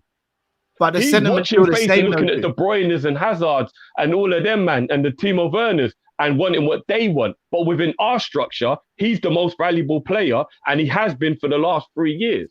But the sentiment's still the same, Drift. He's leaving, or would be leaving, because he doesn't feel appreciated, because he's not getting what he feels and what the majority of people in the world feel. Yeah, but that's where I said there's a cut-off, Cal, of appreciation and greed. And that's why I'd be a little disappointed, because he deserves to earn that based on his ability. But if that is why he leaves, I'll be disappointed, because 300 grand a week is enough. I'm sorry, even if you deserve 4 300 is enough if you Drift, love but the that's club. like You saying, say you do. well, what I was gonna about Because to if say you that, love the club, you say that you do, which I do believe. If you're as settled as you are, if you're playing in a team that's made you, technically helped you be who you are as well. You weren't this good before you got here. We are also part of why you're this good. Yeah, it's a 50-50 thing between himself and the club. So all of that into consideration, if you only want what you demand or you're going to duck, but what you're getting is substantially more than everybody else at the team you currently play for, I will be disappointed in you. I can't lie. I will be disappointed in you. Can I tell you something? This is one, because that will solely be a money move. Now, let me just say this. That will solely be a money move.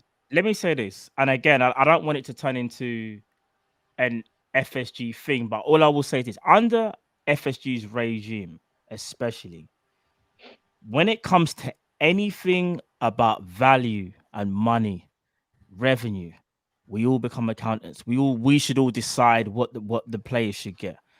We got to stop doing this, I'm gonna be honest, because again, I understand your point, no Drift, as well, because there does become a point where it's like, is someone being greedy? Are you just being greedy where we've offered you something so astronomical, but you're just asking for more? So it's hard to say. Only Salah knows this, right? But let's just go off the basis of this, of what I'm saying, yeah? Since we have been under this regime, we love to cut checks, act like we cut the checks. When it's another club, no one says nothing. When, like I said, when Sterling got his KDB got a new contract, when David De Gea got his contract, when Sancho said, no one was caring about wages. Why is it with us? It's a thing where no, fam, no. I think this is a bit mad. Why is it just us? We've got to come out of this, Because but you're right. Let me land. But you see what's happening with Chelsea? Because we don't have that level of. I think the Chelsea situation should have made everyone kind of realize a bit. Maybe we were going over the top when we always used to be like, "Who cares? Get it done." Man, using the mud. City have a sugar daddy, and Chelsea might now be in the mud. Let's be honest, Drift. We weren't asking to go crazy like that. Not like Chelsea. We were asking for certain things which should have been easily attainable. No, we lost all of our centre backs, and they gave us Kabak and Ben Davies. No, I get what I'm trying to say. But what Matt's saying, which is a good point. What Matt's saying, which is a very good point. For example, when Sterling got his new deal, Man City didn't give a shit how much he was earning. That is a very true point. Man City also know their owner's money is long, so they've never got to worry about how much money Sterling is earning. So it is a different factor. It's a very different factor, bro. Agreed, and if Chelsea don't get another Roman Abramovich, you'll soon see them come crashing back down to earth. When those players that are on those astronomical wages, they can't afford and they got to sell some of them.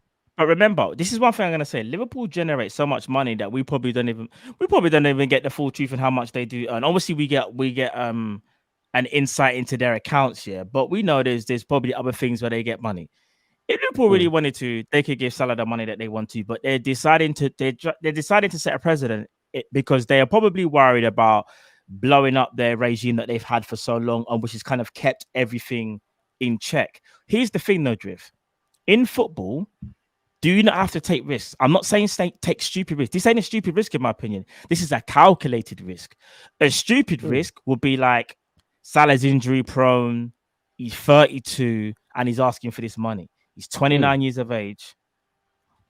Well, he'll be 30 by the time he signs the deal. I know. Yeah. He looks after himself. The longevity we feel is there. I think it's a calculated risk. The difference between other players like, I don't know, and Aubameyang and Sanchez, their man there, you can tell it was just a hell of a risk because those guys, I think their mentality is very different. And I don't even think Aubameyang at the time was a risk. I agree with Cal. He was their best player and they just did what they needed to do to keep their best player. No, but here's the thing. The reason why I thought it was a bit of a mentality issue with him, even though he's actually doing well with Barca, is that, do you remember when we had this conversation, Jeff? And I was like, if he takes the money, he's just going for the money because what Arsenal did. Because remember what Arsenal do right now. I said he's not winning the league. No ambition. He's not winning the Champions League. Where's the ambition? Whereas Salah is different. He sees the ambition here, so he wants to stay here. So he. I don't want people to start, and I don't think no one's doing it. But I don't want people to paint the picture that he's just chasing the bag. What Salah is trying to do, he's trying to achieve everything at Liverpool, but he also wants to feel financially compensated as one of the best in the world, like how everyone is. He feels on his level. And the thing is, I don't want us to be with that. Yeah, I don't want us to kind of ridicule, man. Because here's the thing: I don't even say I can really see it, but dilly-dallying for so long, I'm gonna be honest, man. I ain't confident. I ain't confident about this at all. I'm gonna be honest. I'm not confident about this at all. But as I said, Matt, because obviously you walked in halfway through me and Cal have been just doing a lot of devil's advocate during the conversation. So I believe that Mo Salah is worth 400 grand a week. And if he gets it, I ain't got no issue with it. Yeah. My only issue is if that's why he walks away. I do have an issue with that, and I can't hide that. If he walks away because he's not getting that much, then I'll be disappointed with it, because I believe that 300 grand a week is enough money for you to not worry about how much you're being paid. And that's just me personally. Fair enough. Let me ask you one question. That's 1.2 million a month. If you are not satisfied on 1.2 million pound a month, I will be disappointed. Let me ask you this quick question. Let's say in the summer, Real Madrid. Let's say in the summer, Man City put in a bid. We have to accept because Salah's like, I'm just gonna go Man City. I want to stay in the Prem. These men don't want to. No, but hear what I'm about to say. No, I know. I'm just remember we're playing devil's advocate, hypotheticals here, dude. But it never happened. But let's say he went Man City and he went for Man City for like 375 or whatever. So they gave him 375. So he didn't get the 4. He got the 375. And say he bads it up, wins Champions League and Premier League. How would you feel about that? Would you not feel enraged to the point where you're like, why couldn't Liverpool just give him that same money that he went over the road for? And now look what he's doing for them. You see what Liverpool have done there? Yeah, they're trying to, bro. Exactly, because he's the thing. Disappointed in him leaving us. Do you know why? Do you know why? Because again, Liverpool, when it comes to financial things with contracts, I feel at times we play it too safe and we play this game. And what happens when you play this game is a lot of times you can lose. And I'm gonna be honest, if we are playing this game with Salah right now, which I think we are playing, apparently we haven't been back to the negotiating table, hoping that he's going to cave into the demands. We've already lost this game wherever he goes. And it's going to be such a shame. No, well, everything you just said is fact. And I know we're pretty much all on the same page anyway. But one thing I will say before we leave, though, is just imagine Mo gets 400 grand a week and we're chuffed. Next season, he only scores 8 goals. Do you know what is going to happen to Mo Salah? Yeah, of course, if he only scores 8 goals? So I'm just saying. I hear you, but it's never going to happen. 400 grand a week, bro, and it goes wrong, bro. I'm if he just saying, bro. I hear what you're saying. I hear what you're saying. But do you know what it is, though? The man will be coming for his neck in I hear you. It would never happen, but fashion. But that's a risk we have to take, Drift. No, I agree. But what I'm saying, guys, get ready for the toxicity that will become our fan base towards him if he is on 400 grand a week and don't keep ripping up 20 goals a season. That's all I'm saying, because that is I don't think anybody's actually realised that might be the problem. But we have to might become the problem. Bro, he needs to be getting a hat trick on that type of money. What the fuck's going on? No. We could do that with anyone, though. If we all sign, if we sign Haaland tomorrow and put him on 250k a week, we'd all be all right with it, right? But Haaland could come and stink up the place, bro. Yeah, I know. But that would be different, because that's a new signing. I'm talking about like the whole getting the contract renewal situation.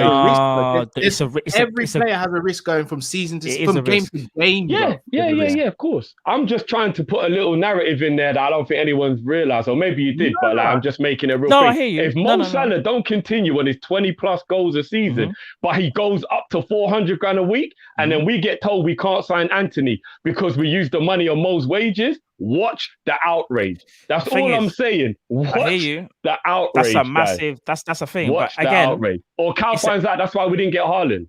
We didn't sign Haaland because we gave the wages. We shouldn't have to compromise, though. We shouldn't have to compromise. I know, but we know what owners are like. We know what owners are like. What I'm saying that would be them painting the narrative. That's the PR people painting the narrative. That's happened. For us to take that next step, we have to take a calculated gamble, in my opinion. And I think it's a calculated one. Like I said, like there's not many downsides to Salah other than maybe what Drift said about maybe like the appetite slightly wanes and he don't score the goals. But I think there's more upside to it. And I think it's something that FSG have to look at immediately. They can't be looking at the man thinking, 375. Nah, their numbers are too much. You know what? Can we just go get a little Anthony or something on someone else and we'll just no one right now wants a project player when you have the best player in the world. I don't want to go back there. I don't want a project now. I want this team to stay together for as long as possible while we are adding, like how we added Diaz. And like I'll even say this, Diaz was a risk, bro. Diaz was not a guarantee, but we showed up money for Diaz. Yeah. We showed up money. But that was small fry compared to no, small fry, but it's still a calculated. So it proves when Liverpool want to do it, they will do it. It's whether they want to. And this says to me about the appetite of the club. It will say a lot. Whatever transpires. Quick question before we go then, guys. If we offer Mo 330, final offer, take it or leave it, and he walks away to Real Madrid. And takes what? It'll just more. Whatever it is, it's more. I'm not going to say an amount. It's just more than 330. Okay. Are you blaming FSG or are you disappointed that Mo didn't take 330? I'm blaming both because there was no compromise. I'm blaming both. That is a compromise. He wants 400. We offered 280. So we settled in the middle at 330. That's why I deliberately said 330 because it's right in the middle. Me personally, I'm blaming FSG. Fair enough. That's a hard one. But I'm going to be real. There's not many times when we've had the best player in the world, maybe other than Steven Gerrard. And sometimes you got to know who you are, guys. And as disappointing as it is, we just ain't that team that can pay 400-500 grand a week. It's upsetting, we can. We're choosing not to. We can. Yeah, we're choosing not to. There's a difference, We're holding back. We can. We're not broke. No, I'm not saying we're broke. I'm not saying we're broke. I'm saying to continue a sustainable model, which is what we dislike. I've accepted that this is just how it is now, and there's no point getting angry about it. We're doing a stadium expansion, which is going to bring in even more money. More people into the ground means more money. No, but remember, I'm talking about the precedent of other players then wanting that much, and then it becomes a thing where everybody has to start getting more money. You're doing the worst thing. It will happen. If football teaches you anything, it will happen. Drift, you know what you say to those players? Right, you show me for the next 5 years that you're going to be the best in the world in your position, and you're also going to be the top 5 most marketable people. And then they won't come here. They'll be like, "What? I got to prove myself for 5 years. Fuck that! I'll go somewhere else." Well, then I don't want the players anymore. Then I don't want the player if that's the case. Yeah, but then there's a risk of getting left behind. But there's a risk anyway, bro. I'd rather get left behind by trying than get left behind by not. No, I get that. I'm just saying when publicly people know how much certain other players earn, they will demand. That's why I used Thiago as the example. He came back down to 190 because he thought, all right, fair enough. That's the structure here. Cool, I want to play it. I'll accept it. If Mo was on 400 before he signed, he ain't going down to 190. He's asking for 350 like Bayern Munich offered. And that is where eventually every player will end up on 350. And then before we know it, we're fucked. It doesn't work. No, do you know why though? Because I'm telling you, it will happen, guys. It might not happen in 1 or 2 years. May take 3 or 4 years, but it will happen, guys. I'll tell you why it doesn't, because I'll tell you something for now. If there's one thing we can always say about this club, they are strict and they are shrewd. Yeah. Do you really think they're going to look at? Let me. Then that player will go, well, I'm not special then, because if you broke it for Mo, you won't break it for me. Then you don't like me. Then let me land. As I said before, I think they'll do it like incremental. So we'll probably see it'll widen. Remember, when you start winning things, the club will loosen the purse strings because they're getting more money into the club, which means they have a bigger outlay, right? You can give a bit more. Can you not do that? Can you not do that? No, but logic says you can do that. We won 4 trophies and didn't care about loosening purse strings. Because we held back. Yeah. And we'll continue to, right? That's why I'm accepting it. So my whole point is, it is there. The money's there. If they want to do it, it is there. And they can also be strict about it as well if they want to. But you can still be strict. It's about managing. Just because you give Salah 375, 400,000, everyone seems to think that everyone's just going to run up to the office like we all work in the shop and man's just going to go, I saw my man's paycheck, I want some of that pie. Yes, eventually you might get. They won't though. No. But I'm assuming not everybody will, and we're just going to turn into a whole crazy madhouse. To switch it, Drift. We all had curfews growing up when we were younger, right? Mm. But there'll be times where they would allow you to break the curfew for special occasions. Let's say it was your best friend's birthday. Parents know their parents. You can stay out. You can stay out a bit later. You're not just going to ask for a random curfew on a school night, though, are you? No. You're not going to ask for them to be like, "Oh, mum, let me stay out a bit later." You're going to be like, "Well, no. That was a one time, or this happened, or that happened. That circumstances around it allowed me to say, yes, you can stay later." It's the same thing here. You're not going to be like, yeah, forget the curfew. You go out as long as stay. No. You've earned this. This is why you're getting a reprieve, and this is why you're breaking the wage structure. So that doesn't mean everyone gets that now. But to use your analogy, you see my younger brother, when he's got a friend who's got a birthday, he knows he's going to be allowed to go. And if he isn't, hold on, but he was allowed to. And Precisely. if you're not going to do that, then I've got an issue with you, because why was he allowed to go to the birthday party and I wasn't? No, I agree. But here's the thing. If mum says no to him, how does she explain that when she let me do it? All right, but has your brother been behaving and doing all the stuff he's meant to be doing? All right, so then your brother's got a right to say, well, then you're being unfair. And that's where the player will go, well, then fuck you guys. If you're not going to give me what Mo's got, and I'm going to duck. And that's what we risk. And that's what we risk. That's the only point I'm making. No, but again, in order for a player to have reached that pinnacle where they can turn around and say F you to the club, they would have been doing a hell a lot for the club. So then I'm in that player's camp. But what about new signings, Cal? So he hasn't done anything for us yet, but it's somebody we want through the door. We want a Haaland, we want a Harry Kane, we want one of those guys. They are going to want every penny Mo gets. So the precedent will be set. If we continue to sign players worthy of playing for Liverpool, our wage structure is going to massively inflate. So that is all I'm saying, guys. You have to take this into consideration. So you're basically saying, and I'm going to ask you, if we're signing players like Harry Kane or Lewandowski, let's say it's Harry Kane, who, in your opinion, Drift, is top 2, top 3 centre forwards in world football. Why would we complain about giving him the same wage? No, we won't complain, but we could end up in a situation where Timo Werner now believes that's how much he should be getting. And even though he shouldn't, the only way you get him is if you pay it. And if you don't, he fucks off to another club. Yeah, but then that stifles our ability to improve, Cal. Because everybody will go, I want that much. And you can't tell me you're not paying me that much because he gets that much. No, Drift, because you turn around to a Timo Werner and say, well, bruv, you're not as good as Harry Kane, and bounce. But then he'll fuck off to another club and we miss another target. But that's his business then. No, that's true. But then we might keep missing out on targets, though. I'm just saying there is a possibility of targets, bro. That's all I'm saying. Right now, there's only a select few of footballers in world football where if they give you a guarantee, if they say that's the price I'm coming for, then you don't really argue with. People like your Werners and all them, let them bounce, bro. That's what I'm saying. They're not them type of guys. Werner can't come to the table like a Harry Kane can. And remember, I'm not even saying he's asking for 400. That would be ludicrous. Timo Werner, 400. Fuck off, mate. What are you talking about? But what it will do is raise the minimum. So where now our minimum for a great player is like 140, like what Naby got, now it becomes 240. And then slowly everything just it will count. Because if 400 is the pinnacle, it don't work like that, bro. Nah, bro, because players like Werner will still go, well, I know, because forget Chelsea Werner.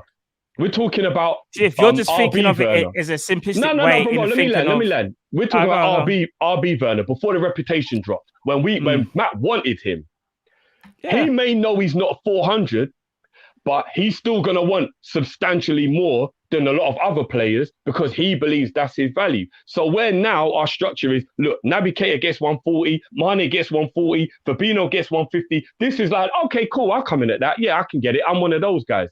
If now Mo's on 400, they'll be like, I want at least 250. And then slowly everybody in our squad's lowest wage is 250, not 150. And then all of a sudden, everything starts to get higher and higher. Guys, I'm telling you, you don't have to agree with me, but I'm telling you, I've watched it happen at all the other clubs. And before we know it, our wage structure is ludicrous.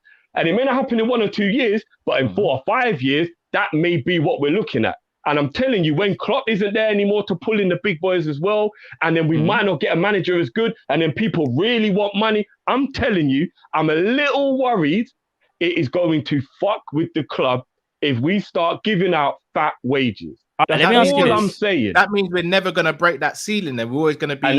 And with these owners, I've kind of realized that is the case, bro.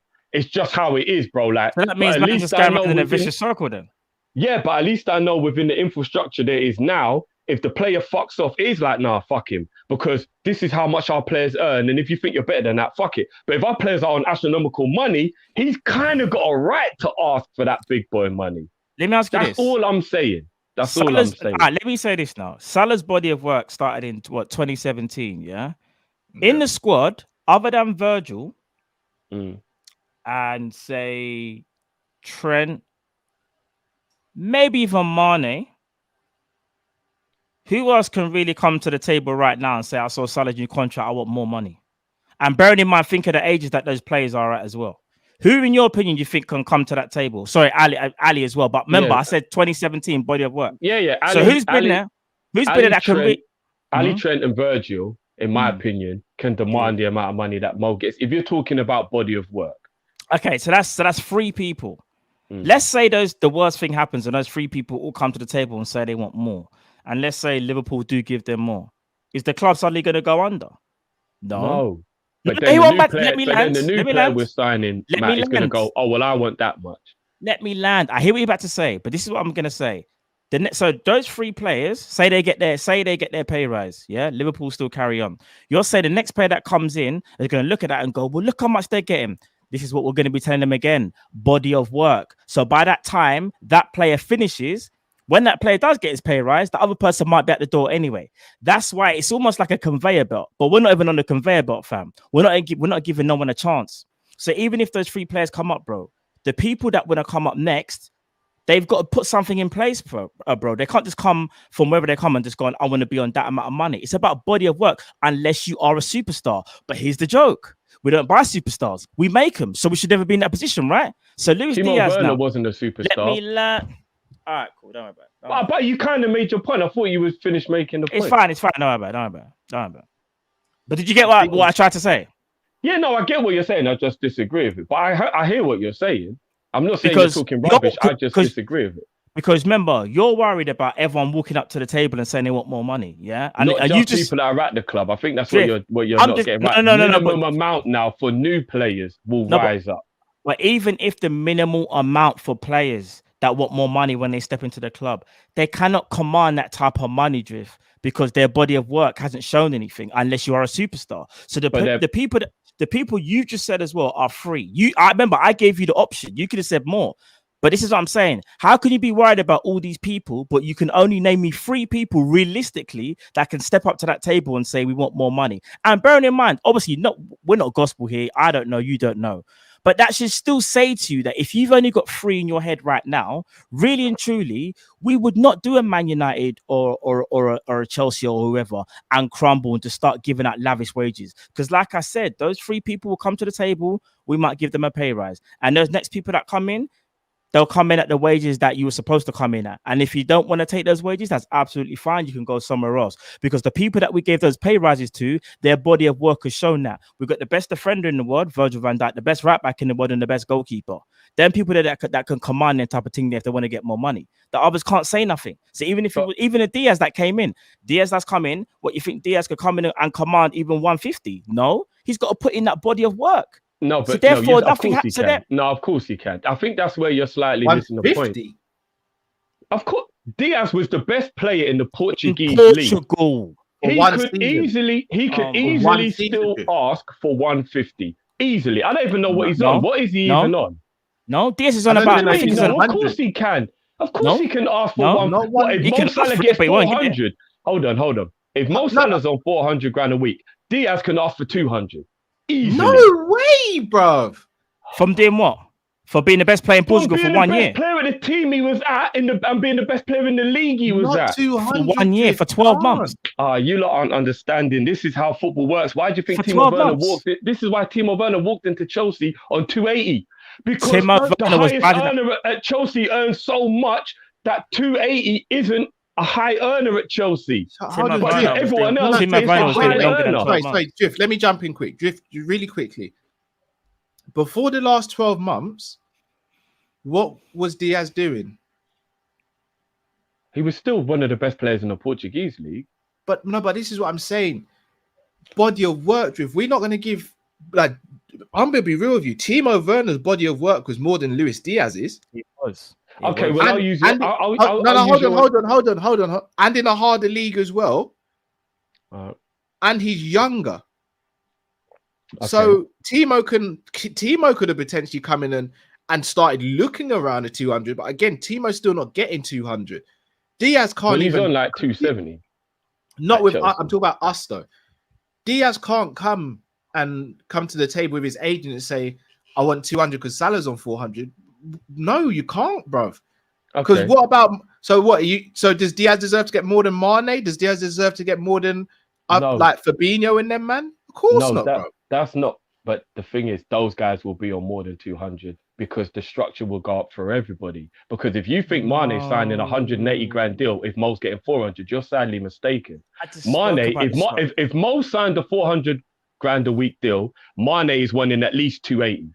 Because Mane even if he knows he's not, well, then he walks away, and this is what I'm saying, and then we start losing players. Mane can't come on 280, fam. We have to let him. Hold on. If Mo's on 400, Mane ain't worth 280. Not currently, no. Currently he's not. No, he's not. He can't. I'll use what you said earlier, Cal. Yeah, you said body of work is what you will look at, but it's about what you can add. So you don't believe Mane deserves to go up in wages because he probably won't continue the trajectory. I didn't say he doesn't deserve to go up, but I said 280 for me would be too much for Mane right now. Well, but in general, the point you were making is that the trajectory of Mane. At the end of the season, if he continues the form he's in, then yeah, 280, I'm on board. But right now, not even just that. I'm just saying the general way when we was talking about wages, which you made a good point, is you believe someone like Mo, whose trajectory is still going up. You're also thinking about what he can do in the future, which is why he's worth getting that extra money. But with money, you'd be worried that he can't do that, and that's why you can't look at body of work. You can only look at what he might give you. And the money brings. No, but what the point is, it's about what are you going to give me now, not what you've done. That was, I guess, the basic of what your argument was, right? Diaz coming in with the potential he's got is going to give us something great. So along your analogy, bro, he can demand a high wage because even if his body of work isn't that high, his potential. Like that. Yeah, but everybody's future is uncertain. Mo could be shit for the next 5 years. So what I'm saying is it's based on what you think you will get out of him. And I think it was pretty obvious if you scouted Diaz for that long that his trajectory is going to continue to go up. So based on what he can give you, he can sit down at the table and go, well, I might have only been getting that there, but you've seen in me what you know is good. I want this much. And he can easily ask for that much. So if we were to sign Anthony tomorrow, you'd expect him to come on and ask for 200k if Mo's on 400. No, but I would expect us to at least be doubling what he's earning at Ajax, though. At least double what he's earning at Ajax because he's worth it. That's so what I'm saying is probably doubled what Diaz was making at Porto, bro. I don't even know what Diaz is on. All I'm saying is Diaz is worth 150 in our squad. If Naby is, if Ox is, all the players that we bought are on that type of wage. Fabinho was on 140, Ox was on 140, Naby was on 140. All the players that we bought were on that wage. Diaz is of that similar ilk of like we've seen the ability. But here's the thing. Why would he not be worth that much? Here I'm about to say, and this is no. It's not even shading Diaz, but you see the players you even mentioned. Those players were doing it for longer they weren't. I disagree with that, bro. Diaz was. I'm gonna be honest. You see Diaz, and even in Portugal, they were saying, "Oh, the last 12 months, Diaz has really stepped into his own. He might have been balling out, but his trajectory was he's got potential. Then he actually started getting numbers and winning games for Porto. Yeah, Oxlade. Let me land. So injury prone. You cannot tell me he's worth more wages. I'm not talking about Ox. No, but I named you all the players that are on that similar base fee we have about 140, 150. Oh, I don't know. Naby Keita only had one brilliant season before we bought him. He was in the league for another year because we loaned him back. Naby Keita only had one breakout season before we bought him. No, he didn't, bro. No, he didn't, man. Naby Keita did not fall out for 2 years and then a third year where we loaned him back. No, he didn't, man. Come on, bro. Come on, man. All right, and that's not even me diminishing how good Naby is, but Naby did not have 2 amazing seasons. Naby's reputation in Germany was bigger than Diaz's in Portugal. This isn't a versus. I'm just telling you. It wasn't. I disagree. It was bigger. It was bigger. Barcelona it was touted by. Come on, man. You lot know, and I'm not even doing this in a thingy way. Like, mate, we'll agree to disagree. But Colombia have been relying on and rating Diaz for time. He's an international footballer, and Porto knew he was their best player for a minute. Diaz and Naby are not any different. They're not any different, guys, in terms of how good they were and whatnot. They are true. All right. If that's what you think, fair enough. If that's what you think, Diaz is still a baller, but Naby's height got higher. Yeah, I agree with that. But that happens, though. No, that happens. Sometimes players get super hyped and they're not worth the hype. No, but that's because he had done more. That's what I'm saying. His body of work, bro, at RB was bigger, was longer. That's not diminishing Diaz. All I'm saying is it was just long. It was just a bit longer. That's all I'm saying. It's not like a versus. Like I'm just trying to compare the two different guys as to why I feel it'll be different because one was doing it for longer. We'll have to agree to disagree. Diaz is worth every bit of 150 grand a week, but we'll agree to disagree. If it's my money, I'm paying him. But I'm just saying, I don't think in our structure, even if Mo goes up to 400, I still don't think he can demand that. Personally, I don't think he can demand that. I think 100. I think 100. And back to the Mane thing. For me, I'd probably go up to 250 with Mane. Yeah, but again, here's the thing now. So let me switch it back on a lot of people because everyone cut and they said, no, Mo on 400k, Mane 280. That's crazy. Me not agreeing. Let's say Mo walks away, for example, and our highest paid player is Virgil. Does Mane get more than Virgil? He should be on a similar amount, but he won't get 280, will he? No, because our structure hasn't been broken, so he can't ask for that. But if our structure's broken, then he's got a right to ask. So what is he worth then? He's worth whatever we're basing our best player on. So if our best player is on 220, then he should get at least 190 to 200, and then that'll be fair. But if our best player's on 400, Mane definitely deserves 280. We're talking about the structure of the Let me ask you this. Here. If Sadio Mane, because again, obviously, funny enough, we're talking about Salah because he's another one. Let's say Sadio Mane, because again, I'm kind of concerned that we haven't heard that much about Mane either. Yeah? About Mane. Let me say this. We spoke about that earlier as well. Sadio Mane, body of work, Sadio Mane doing what he's been doing, yeah? Like Cal said, probably should be on about 250, whatever. Once if Liverpool are like, no, 170, 160, you're not you may not, you're still great, but you slow down a little bit or whatever, and you're not as devastating, and our analytical guys can prove that, yeah? Do you think Mane has a point then to kind of say, do you know what? I can go abroad then and, feel more valued where I'm still a top player and I can get paid what a top player should play. Because here's the thing, Driv. You see how we're just talking about Salah? The same thing could happen to Mane. And then we will have a revolving door because what's going to happen is every player that gets to that point in their career where they feel like they are the best or they've achieved so much and they kind of want to be reflected by it, yeah? We're going to always come to this same conclusion. And I'm not going to lie, bro. I don't want to keep banging my head on the same door when I've already banged it on it once. I want to learn my lesson. Liverpool need to learn their lesson.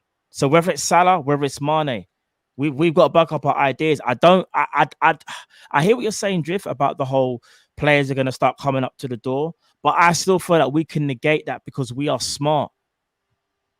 We are smart. We are a smart team. It doesn't mean to say we have to give in to everybody's demands. Some people have credit in the bank, Drift, like how we talk about. Yeah, some Mane people got has credit in the bank. That's the point. He's allowed to bang on the door. Yeah, but no. Other people but if the club only offering 170, then that would be undervaluing him. If the club offer Mo 320, I don't think that's undervaluing him. I don't. 320 is a lot of money, and it's 100 grand more than our actual pay structure. 170 for Mane, that's a piss take. All I'm saying is difference. If they offer Mane 200 and he says no, I'll be vexed at Mane. I'll be like, bro, what are you doing, bro? 200 is good money. Why are you saying no to that? All right, go on, then you're walking for money. They're offering 170, I'll be like, you're underpaying him. You're not valuing him at what he should be. 320 for Mo is not undervaluing him, in my opinion. Bro, let me just say this, yeah? He's the best player in the world, but we want to screw up our face because we're worried about what other people in the squad are going to come and do. Is that the mentality we should have? Or are we in control? I'm just saying it's something you have to think about. No, it's something that you have to think about. But but it doesn't mean that you shouldn't do it, though.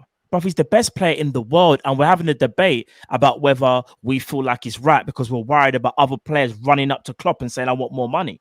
Bro, he's the best player in the... I don't know how many times I've got to say that, fam. Remember, I never said he don't deserve it or I got a problem with them giving it. I'm bringing you the argument from the other side because I understand the other side. Of course, yeah. You know what I'm saying? I do. If we wake up tomorrow morning and Salah signs a 400 grand a week contract, I don't give a fuck.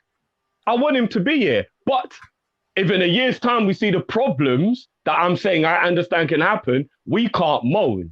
No, but what it is, you're worried about the worst case scenario. And don't get me wrong, it can happen. But there's other scenarios, there's other factors. It's not just going to be... But that's what I'm trying to give you the other side of like when I was trying to say about how certain people can go up and ask. But at the same time, they might get it, but not everyone can. Only certain people. So yes, your wage bill is going to get big. If the club want to grow, you got to pay your staff, innit? You can't just sit there and go, we're going to get bigger, but we're going to keep the staff just at that level because, we got to be smart about this. Bro, if you're getting bigger, the people who have made you bigger, you have to reward them. They have helped you to get bigger. Mohamed Salah has helped Liverpool get bigger. So has Virgil. So has Trent. All of them, man, they have helped. So give back. That's all I'm going to say, and I'll leave it there. Yeah, give back. But that goes a 50-50 because we also help them. So that's a 50-50. Of course. I'm saying, if you get 400 grand a week tomorrow, I don't care. But I do know where it might start going wrong. And if 250 becomes our new 150, Liverpool cannot maintain 250 a week for like base rate players in the squad. Agreed. No, I agree. But we can't. But I don't think we would do that. But it's a fact. I don't think we would do that. That's the thing, because of the way how we, as we've seen in it, we are so. And I think there's a reason why we did the other contract before we did Salah's as well. Yeah, but then that means that man will start seeing it like a dirty trick. Hold on. So you knew you were going to do that, so you're bad-minded me. All right. They're not right. So if you think they're really sitting there thinking, "Oh, Salah's not going to get a good contract," come on, bro. They knew when they were signing up. What I mean is, if your agent and you are Virgil and you sit down and they're like, "Look, 200 is up," because 200 is actually out. We broke the wage structure for Virgil. That's Virgil's. No, I love Virgil, but that's Virgil's business. Situation. No, so what I'm saying is, if they go, "We're going to break the wage for you, bro," and we're not going to go, like, we can't go any higher. This is just how we do things. And Virgil's like, you know what? Fuck it. Based on that, I fully understand where you're coming from. Boom. Yeah, man, I'm signing. I love this club. I want to be here. Yeah. And then a couple months later, you see Mo get 400 grand a week, and they told you they were just about breaking the wage thing for you. But you're signed now. There's fuck all you can do about it now. Yeah. You're going to be angry about it. You're going to be like, right, them man bamboozled me, No one told him to. Here's the thing. You see what Salah's doing come on, man. Now that's being Liberty, Matt, to say that. Because he was told something and he, in good faith, he didn't think they would lie about it. No. What I'm about to say is this. If the club have told Virgil, bruv, all you're getting is 200, we ain't giving you no more. And Virgil's like, if that's the case, I better sign. Bruv, ain't nobody told man to sign. If you want to hold out for more and do what Salah's doing, why don't you try? But you didn't want to try because you was comfortable or you was happy with what you were getting. Everybody's different. So we can't say because he took that. Comfortable with what you're getting based on thinking that was the structure. Do you know what I mean? But fair enough. I honestly think Salah don't sit down and speak with some of these other men about contracts and all that, bro. I'd be very shocked if players actually talk to each other about their wages. No, I would be. No. What do we live in where you think? I would be shocked because if I'm being honest with you, any normal human being who has any humility don't go around boasting about what money they're making and how much money it's not boasting. It's not boasting. They're just talking as I've never worked in any environment where I discuss how much I earn with another employee in the same job as me. I've never done that in my life. Of course you wouldn't. Maybe, you know what? So maybe I'm just thinking about how I am. Footballers are different. But that's it's the same thing. Like if we're both different. I've never discussed how much I earn with the employee with another. I'll tell you why it's not the same. Because it's not football. Because our stuff isn't public. So I was gonna say it's completely different. But then that would be, shouldn't I be more curious then? But like, right, how much do you earn? Like, I should be more curious then, innit? In the football world, Van Dijk's agent can phone Salah's agent and ask him what wages your client gets. Yeah, I reckon they talk about wages, but I don't think Mo and Van Dijk are having dinner and they're like talking about money. I don't believe that anyway. Man. They know. They do know. It's different in that type of line of work. That's what I'm trying to say. So what you're saying is like normal, because that is normal, but this line of work is different. An agent can just call man up and just be like, I'm trying to get Mane, like, how much in it? Like, no, Matt, the agent, I fully agree with that. And I know they probably know how much they make. The agent knows, the player knows. But I don't believe they talk about it. And that's just me. We can agree to disagree. I do not believe any of our players have talked to each other and be like, how much are you, mate? Or how did you get that? No, they wouldn't do it like that. I do not believe they talk to each other about wages. That. Not like a bragging thing. No, not like that. I don't believe they discuss it full stop. So you honestly don't think Salah knows what Virgil makes? No, I know he knows what he makes, but I bet they've never had a conversation about it. I bet they've never had a conversation about it. But that's just me, innit? I don't believe, and I'm going off of me, that I've never spoke to a colleague about how much they earn. Me neither. But if I found out me and my colleague were doing the same work and he or she was getting double what I'm getting, Then Drift, then I'm going to ask the question, bro. Okay, so Cal, but now you're coming onto my side then, because this is the dressing room problems. I'm saying what happens if man starts getting more money. Hold on. So you're understanding what I'm talking about then, Cal. Literally, you just said it, bro. No, again, Drift, you're missing the point. I just said if we're doing the same amount of work, like Virgil and Moa. No, but Drift is not pub. They're not doing the same work. They're doing different work. Yeah, but they're doing the same level of responsibility or effect on the team. Not even. They're just not. It's different, bro. They are. Virgil was as important as Mo is. Come on, man. He is. We agree. But in different ways, though, Drift. Yeah, but it's the same thing, though, bro. If I'm as important to my company as you are, even if we do different jobs, I should still get paid like you, bro. Regardless of what we do. If you put the fire out and I drive the engine, bro, if I drive the truck, yeah, and you collect the bins, we might do different roles, but we're both important to the job getting done. Yeah, but one probably makes more than the other, Drift. No, bro, I doubt that very much. I bet they're all on the same. Probably the driver makes more. I was going to say, I reckon they're both on the same, or they should be on the same anyways. But but that's like, but in any line of work, though, there's always going to be that structure of where that person is, in it. And just like in football, like I said it before, I don't know if you heard this one, Drift, but I was like saying, like in football, it is unfortunate, but more times than not, the person that scores the goals, the attacker, the person who gets the most commercial deals, whatever, will be the one that will be able to command the most. And that will be Salah. Not just ability, because we're talking ability, that's a different story, because Virgil can speak to any one of them. But if you think about what Salah has going for him, he has more than Virgil.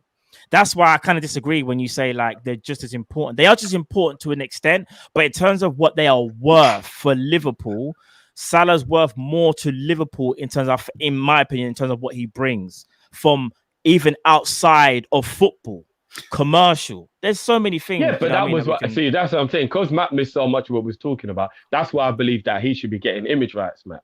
So you see the basic wage, forget that.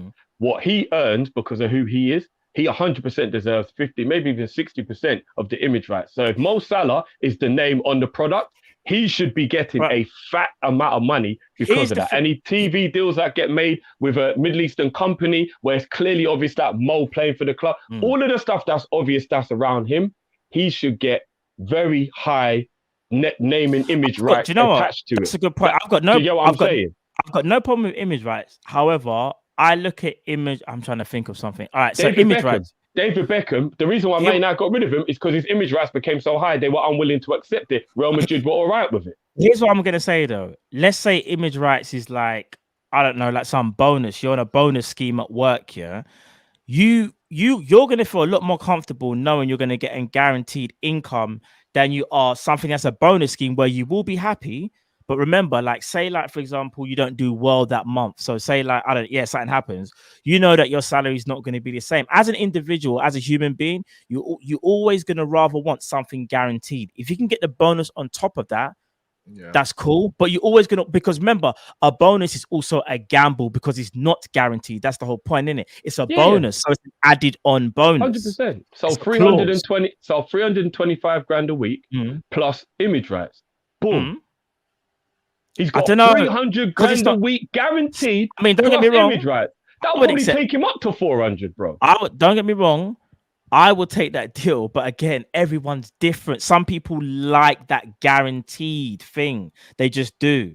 They love it being guaranteed. 320 a week ain't guaranteed, bro. No. I'm not saying that. 320 for us, bro. It's 320 for them, bro. I think 320 even in the football world is hella money. I'm telling money, but not in comparison to what people who are doing the same job as him are getting, but bro. They play for different teams. Anyway, I get you lost points. I do get you lost points. But here's the thing: if I get yours, but my thing is, if we want to keep him here and we don't want him looking at those other things, then we've got to compensate him. I don't want him looking at another club thinking. I want him just having his sole focus at Liverpool. So if that means I've got to give him the compensation that allows him to stop thinking in the back of his mind, I could be going over there winning trophies and still be getting the same sort of money, then that's why I'm going to do it. Fair enough. I don't disagree. I just don't all the way agree either. I think we're running a big risk by not, obviously, he hasn't signed. I don't know if he's going to sign. I think when Drift's talking about him worried about everyone running up, I'm not worried about everyone running up because I think we can control that personally.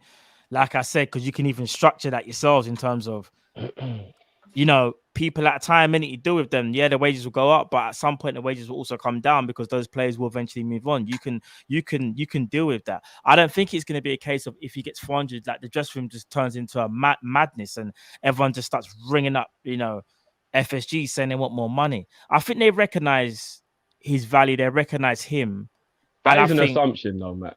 That's an true. Assumption. That's a very big assumption. Yeah, that is true. But you're also having a big assumption that everyone will also run up to FSG. No, it's a worry that they'll run up.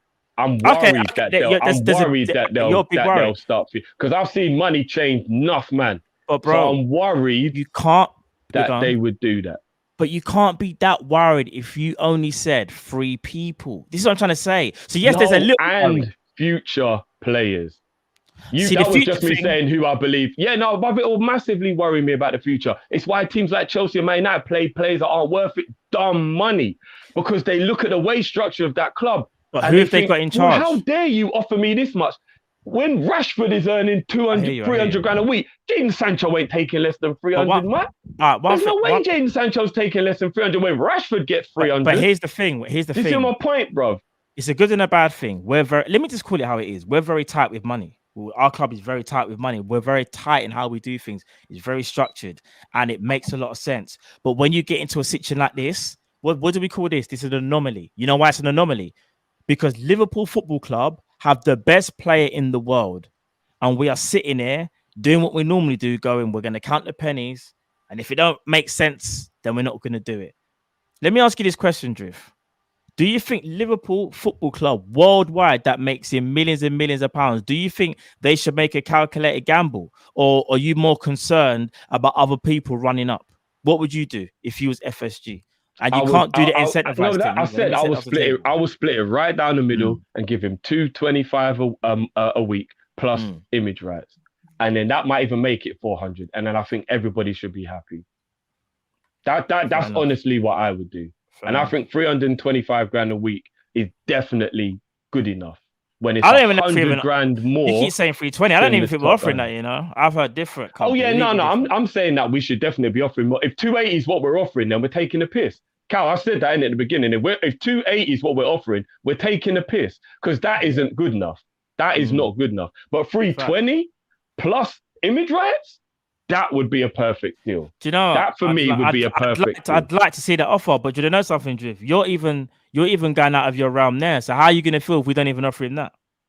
If we don't even offer him 300, then my problem is with FSG. Because I'm gonna be real. As soon as we offer him 300, I'm gonna get a bit disappointed if Mo doesn't think that's enough. I'm gonna be honest. I think you're going to be more disappointed when you realize what we are offering him. Yeah. I'm worried about that too. I think your view would, even though you would like to see this, you're going to sit there and go, raw, what I was saying wasn't even that much in your eyes. And then it's going to look like the biggest thing in the world because we won't even do that. And then I'll be back on FSG's case, bro. Don't get twisted.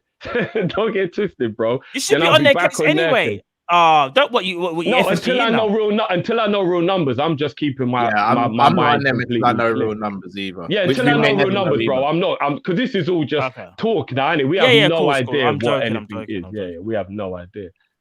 Cool. Well, people, we kind of ran over with the agenda. Yeah, we ran way over. Way over. But you know, these kind of conversations are beautiful. I enjoy this shit, man. No, so did I. It's fun. So did I. I'm gonna read out some super chats before we head off. Yeah. John said, "Who's more talented, Havertz or Odegaard?" Havertz. Odegaard is sick, though. Odegaard is sick. Always rated. I definitely think we got to pump the brakes on the Bergkamp talk, which I've been hearing. Gosh, who's doing that? Gosh. Yeah. No, they're not doing that over the early. No. But I've heard things like if he continues like this, future statue and stuff. So. God. Yeah. They're gonna smoke us on Wednesday, guys. They're gonna smoke us on Wednesday, bro. This is what I mean. What Odegaard is sick, but don't put B's name in there. I'm not going to say his whole name out. No, respect. I'm going to say Odegaard is good. I'm not going to go on that. Yeah, I wouldn't even go far as to say six. Matt's acting like he's had a calendar year and been badding it up all season. 3 months ago, Arsenal fans were disappointed with the signing. This is how quickly they changed their mind. Odegaard is good, but I need to see that consistently. Then we can start talking. I've rated him from when he was at Sociedad and all that, so that's just me personally. But he's at Arsenal. And he's playing well, but all this thing about how he's the sickest. Not the they've always got the sickest guy.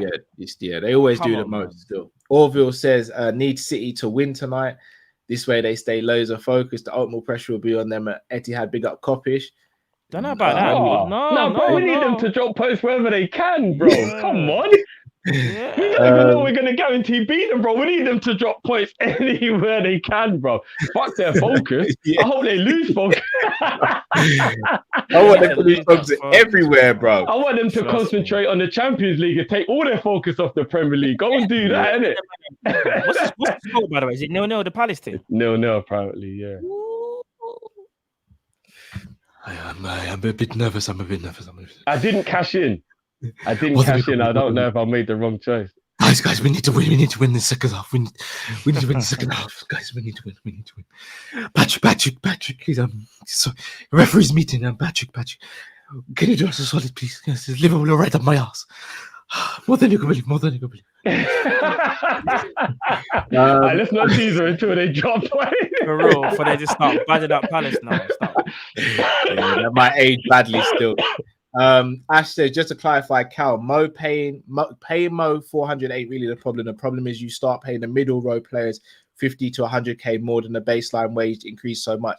I get the worry. I just don't agree with it. I think there's ways to navigate around it. That's what I was trying to say, yeah. Taji says, Cal, Drift is correct. You went for the money, my bro. I didn't. I went for the whole package. And this time I'm going to reverse it. So say, for example, Man City were offering 300 and Liverpool offering 300k a week, but my manager, Liverpool's manager was Klopp and Man City's manager was I'm gonna say Sam Allardyce, and then I go to Liverpool. What am I going to Liverpool for? To play for Klopp, to play under a better manager situation and circumstance. Because why? That would just be to play for a better manager, bro. Because the overall package is better. Whether we shift, whichever denominator you change, the overall package changes. Yeah, so but the point I was making is if money is the decider, you went for the money. Because now you're using variables that aren't like, that's all just personalized. Like what manager you prefer, or if you like players, different players. But if the only incentive is extra money, you went for the money. And it doesn't mean you're a bad person, but it does mean you went for the money. No, see, I think you go for the package because the overall package changes. If one of the variables changes, the overall package changes. So you go with the package. But it's Matt, what do you think? No, I get where you're coming from, Drift, but it's not just going for the money. If Liverpool offer 300 grand a week and Man City offer 300 grand a week, and you are proper confused as to what team to go to because you love both, but then Man City ring you and go, all right, 320, and you go, fuck it, I'm going City. You went for the money, right? Well, for that little bit extra, you're going for the money. Yeah, that's the point. So it's still money incentivized, right? That's what tipped your decision. Yeah, only if it's just money, though. We're literally saying if it's just money. So if everything is exactly the same, torn down the middle, it would be just money, wouldn't it? Oh, if you go and pick that, yes. If you go and pick that, I disagree. No, you are. If everything is exactly the same, so all right then. Let's say Haaland's available right now. That was the example we used, to be fair. That was. All right, so Haaland's available, and Liverpool and City both say 300, and then Man City phone up and say 320. Yeah, Haaland's gone for the money if he's just gone for that extra. That probably tipped him over, so to speak. However, I will say this though. It's easy to say that, but again, you must know about the full package, because for me, it's about the package. Yes, players do go for money, but surely they got to look at the total package. I will say that. They have to. Some players won't know. Some players will literally just go for the P, innit? We've seen it, innit? Some people just go for the P. Generally speaking, they will look at the package. 100%. But if it depends where you are in your career as well. I think that's another factor as well. Sorry, Cal, I just want to point something out, yeah? This person here, I'm never going to read it. You're not going to say his name. Someone just said Mo isn't the best player in the world. Matt, quit saying that. I'm not going to quit saying that just because you said that. Well, I don't understand. I don't know whether you split Liverpool or not. I don't know. Who is then? Who is? I don't know. But that person, whether you think it's maybe Benzema, like I said before, maybe someone else, but I think it's Mohamed Salah. So it is what it is, isn't it? If you don't like what I'm saying, then you don't like it. That's your business, isn't it? Yeah. About Matt quit saying that. Taji says, Klopp build a team around this man. He's not doing it by himself and getting the most money on arguably the best team is loyal. Now reciprocate that. He has already reciprocated it. He hasn't asked for a move away. What a surprise. Liverpool. It is him. It's Taji that said it. So here it is, yeah. Klopp, for a start, hasn't built a team around Salah. No, he absolutely hasn't. Because if he built a team around Salah, Mane wouldn't get the amount of goals he gets. Jota wouldn't get the amount of goals he gets. He's not built a team around... If anything... Klopp's built the team around our fullbacks, if anything. If anything. The system is built around the fullbacks. He's built the system around our fullbacks. This whole loyalty thing. Guys, Salah's been here for 5 years. Like, if you... Like, Salah could have turned around and said after 2 years, I want to go. He didn't. We've never once seen him come out or heard any murmurs of him saying he wants to leave Liverpool Football Club. That is loyalty. Of course. There's a difference between being loyalty and being undervalued and underappreciated. I'm not even saying that's where the like situation is, but there's a difference. And again, there's a difference between. So we know, I agree, the system is there for Salah to thrive. But Salah still has to thrive. He still has to do his part. That's what I'm saying. It's not that man just does his own thing and everything is just catered to him. What it is, though, he's an important part of this. Majorly important, but he's made himself important. It's what I'm saying. Yeah, I don't understand that. People really saying that, you know. Taji says, you man think Mane thinks Salah is better than him? Humbly, I think he does believe Salah's a better player. And if he doesn't, I wouldn't have a problem with it. It's his confidence in himself. But in my opinion, I don't think Mane can sit there and come up with a justification as to why he's better than Salah as a footballer right now. And I rate Mane, but I just don't think you can. Taji says, let him go to a different team who pays more and watch him fade to the back where he was. This team was made for him to succeed at his best. When he came in from Roma, he was playing the number 10 position and he was one of their best players. And this narrative of that, we've just made Salah overnight. Salah's been doing bits for years before we signed him. Not only that, if Salah doesn't do well at another team, it could be because there's many factors. It might not just be him. It might be the factor of the players that he plays. They don't mesh in it. Right now, things mesh. You can't really just say if he doesn't do well at another team, then watch him kind of go back. It might not necessarily be the case. He might do well, or he might not. But there's so many factors to just sit there and try and dumb it down like that. Yano Yop says, seen a rumor earlier saying we'd sell Salah in the summer for 40 mil. That is never happening. We're never going to sell him for 40 mil. LFC Aaron says, for me, it would be much clearer if we knew what we offered Salah and knew what Salah wanted. It's much harder. It's harder, to argue when we don't really know. Very true as well. Very, very true. Ash says, City got country back in them. United with Cowboys and Lakers are like the biggest brand in the world. If we flop one season, finish fifth, the structure means we're okay. If players start getting fat, we are in a mess. I'd argue, though, if you have the best players, it's very unlikely you're going to finish fifth. So there's always two sides of it. We can't just look at the side that's always... If you're going to have a balance of a view, you have to look at both sides. That's what I'm saying. A lot of people are just like, oh, we can't pay him that because like that means everything else is going to go up and we're just going to explode. If that's the case, then if that's how you feel, then don't re-sign Salah, innit? And go and find a new guy that's going to replace him. That's a risk in itself. If we sell Salah, the risk is, can you go and replace him? We sold Suarez, didn't work out too well for us. Never, man. Fool me once, shame on me. He tried to do the whole transfer request thing again. Yeah. Nerdbeats, big up Nerdbeat says, I told you sell Salah and let's rebuild. How? Hey, Nerdbeats is still, I'm never gonna lie. How can you rebuild when you're selling one of your best assets? Wouldn't even get big money. I don't think we'd get enough money for. Exactly. Where's the Reebok coming from with a year left? Yeah. Taji says Mo won't be this good anywhere else. I promise that. You can't guarantee it. He could go Real Madrid and do even more ridiculous numbers. People said that about Cristiano Ronaldo when he left Man United, by the way. He's not going to replicate it at Real Madrid. He went on and done even better. Yes, the ages were different, but let's not act like players can't go to another level when they go to a different place. Everyone says Zlatan would flop when he came here. He didn't flop. Thrived. Like, this notion, I don't get it. Taji says, was Mo the best player in the world before we got him? No, but he is now. Yeah, I don't understand. I don't really understand. He is now. He's now. We're not talking about before. We're talking about now. Was Mane the best left winger in world football before we got him? No. Was Virgil the best centre back in the world? No. Was Ali the best goalkeeper in the world? No. Was Trent the best right back? No. Where are we now? The best here. Where are we now? Where are you? Man's talking about the past, you know. Lord Walker says Man City and Man U are the reasons wages are high, not FSG. I'm not blaming FSG for high wages. I agree with that. But it's the nature of the beast. Football. Like, ticket prices are high as well. Is that Chelsea's and Man United and Man City's fault? Or did we just put ticket prices up? We're right to put ticket prices up in line with the rest of what the league are doing. So shouldn't we start doing the same with pay of play and all that? And another debate, I suppose. Ash said Salah scored 20 and 6 are pens, 14 goals from open play. Mane's got 12 goals with no pens. The narrative is Mo is the best player in the world and Mane's in the decline. It's a combo for a different day.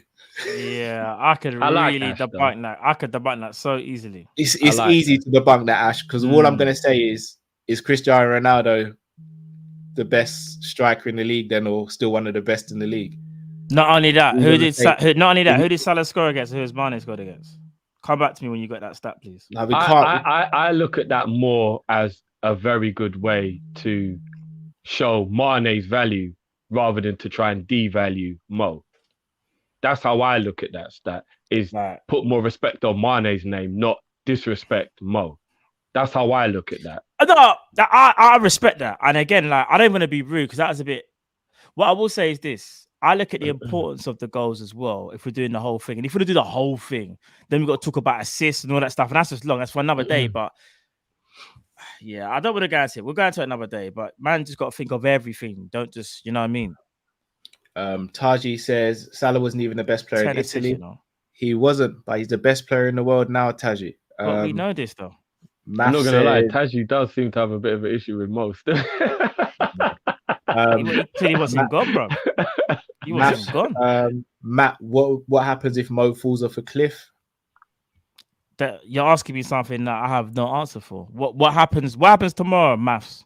Do you know what happens tomorrow? Because I don't. We see what happens. I lie. Don't we see what happens every day? Drifter, you coming to my communism manifesto? No, he's not. Dinesh says, evening everyone. If you in the UK watch Panorama just finished how Abramovich made his money, can watch on BBC iPlayer 2 his dirty money. You know what? Just quickly on that, because I don't want to talk any Chelsea, but that kind of goes into it. Did you lot know that a Saudi Arabian consortium made a £2.7 billion offer for Chelsea? I knew they'd be fine. But it's not been accepted, and there's still a lot of stuff to go through to get. I know, but apparently this company actually don't have any issues, so there isn't really anything that can get in the way. I knew Chelsea would be. It's not about issues though, Drift. It's about the whole deal, and there's a lot. But as long as the company themselves aren't dodgy, which this company isn't, what would really get in the way, bro? The government just want to make sure there's no more dodgy owners. These owners aren't going to be dodgy owners, bro. And if they take over, they are hella banked. Chelsea will be. I knew Chelsea will be fine. That's why we laughed at them while we could. I knew they would be fine. I knew they would be fine. I knew they'd be fine. I knew it. VVD is more important or as important as Mo. Facts. He is, but he plays in a different position. And the owner of that new company is actually a Chelsea fan. So they will also be getting back another guy who actually does love the club the same way Abramovich did. I knew they'd be fine. I knew they'd be fine. I knew they'd be fine. Anyway. Aldo says Barca still have a wage structure issue because of Messi. Oh, of course they do. They gave him $1 million a month. What do you think is gonna happen, bro? that's a stupidity right there.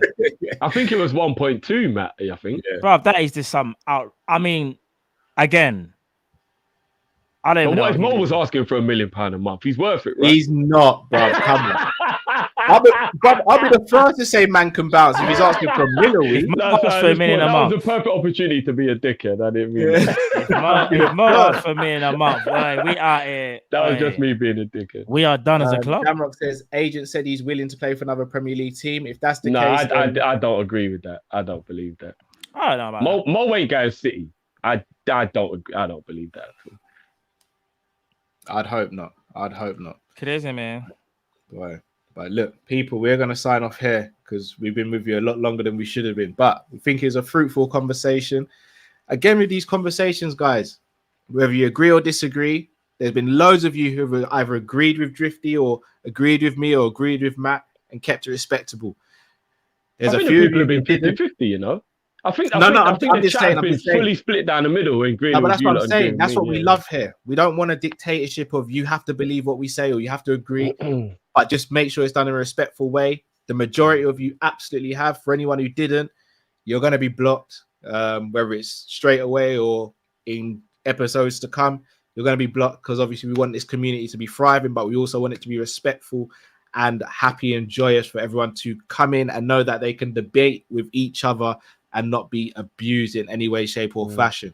A lot of people really enjoyed it. A lot of people enjoyed it, man. Big up everyone, and obviously everybody who was respectful, like Cal said. Big up. Man. Yeah, like 95% of people that were respectful. 95%. But for the others, yeah, you gonna be gone. I ain't got nothing to say to you. We are gonna be back tomorrow for a preview for the Arsenal game. So make sure you check out social media for that. We haven't got a time yet specifically, but we will get one for you. And I really enjoyed it. Really enjoyed that one. Obviously, I'm hoping we've done this debate all in vain and Salah just says, I'm signing a contract tomorrow and we can all look back on this episode and laugh, chop it up and be like, look what we said. But I'm getting a bit nervous. I think Jamrock says Fabrizio, who is friends with Abby, also said so. Yeah.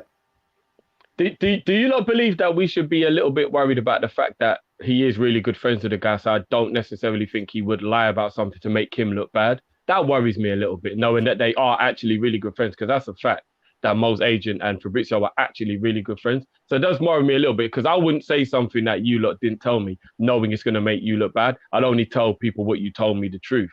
So that does worry me a little bit. I can't lie. That does worry me a little bit. It doesn't worry me. And the reason why it doesn't is because, say, for example, Drift, I said to you, do you know what, Drift? In an ideal world, if I ever left Kop-Ish, I'd ideally want to go to a different stratosphere of YouTube. I'd want to do like MMA solely. I wouldn't want to touch football. But if I had no other options, then I would stay in the football sort of hemisphere. And then you went out and was like, Cal would definitely stay in the football hemisphere. You'd be like, you've left out a big chunk of the conversation. Do you know what I mean? So no, that's what I mean. So I'm worried that what he's saying is real, because why would he do that to his friend? That's what I'm saying. I'm a bit worried. He's not misquoting him. He's just a journalist trying to get clicks.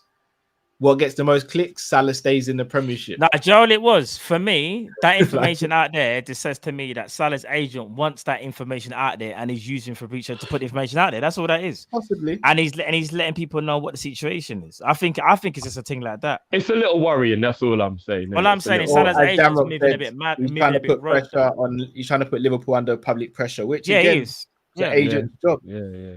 It's the reason why Liverpool journalists say certain things and make certain stories as well. It's a two-way street. Two-way street. But boy, it's been a great show, people. Please make sure you check out social media to see who's going to be on the preview and what time we're going to be doing the preview as well. Obviously, for the early learning centre game against Arsenal at the Emirates. But until we see you tomorrow, hold on. Yeah, I know. I saw it. I don't know. It got me still, because you're thinking about how the person said it. Jesus, take the wheel. Take it. No. Bless up to everyone who watched. Bless up to everyone who listened. Smash the like button. And until we see you next time, stay safe, stay blessed. We are Kopish and we're out, people. Peace. Thank you.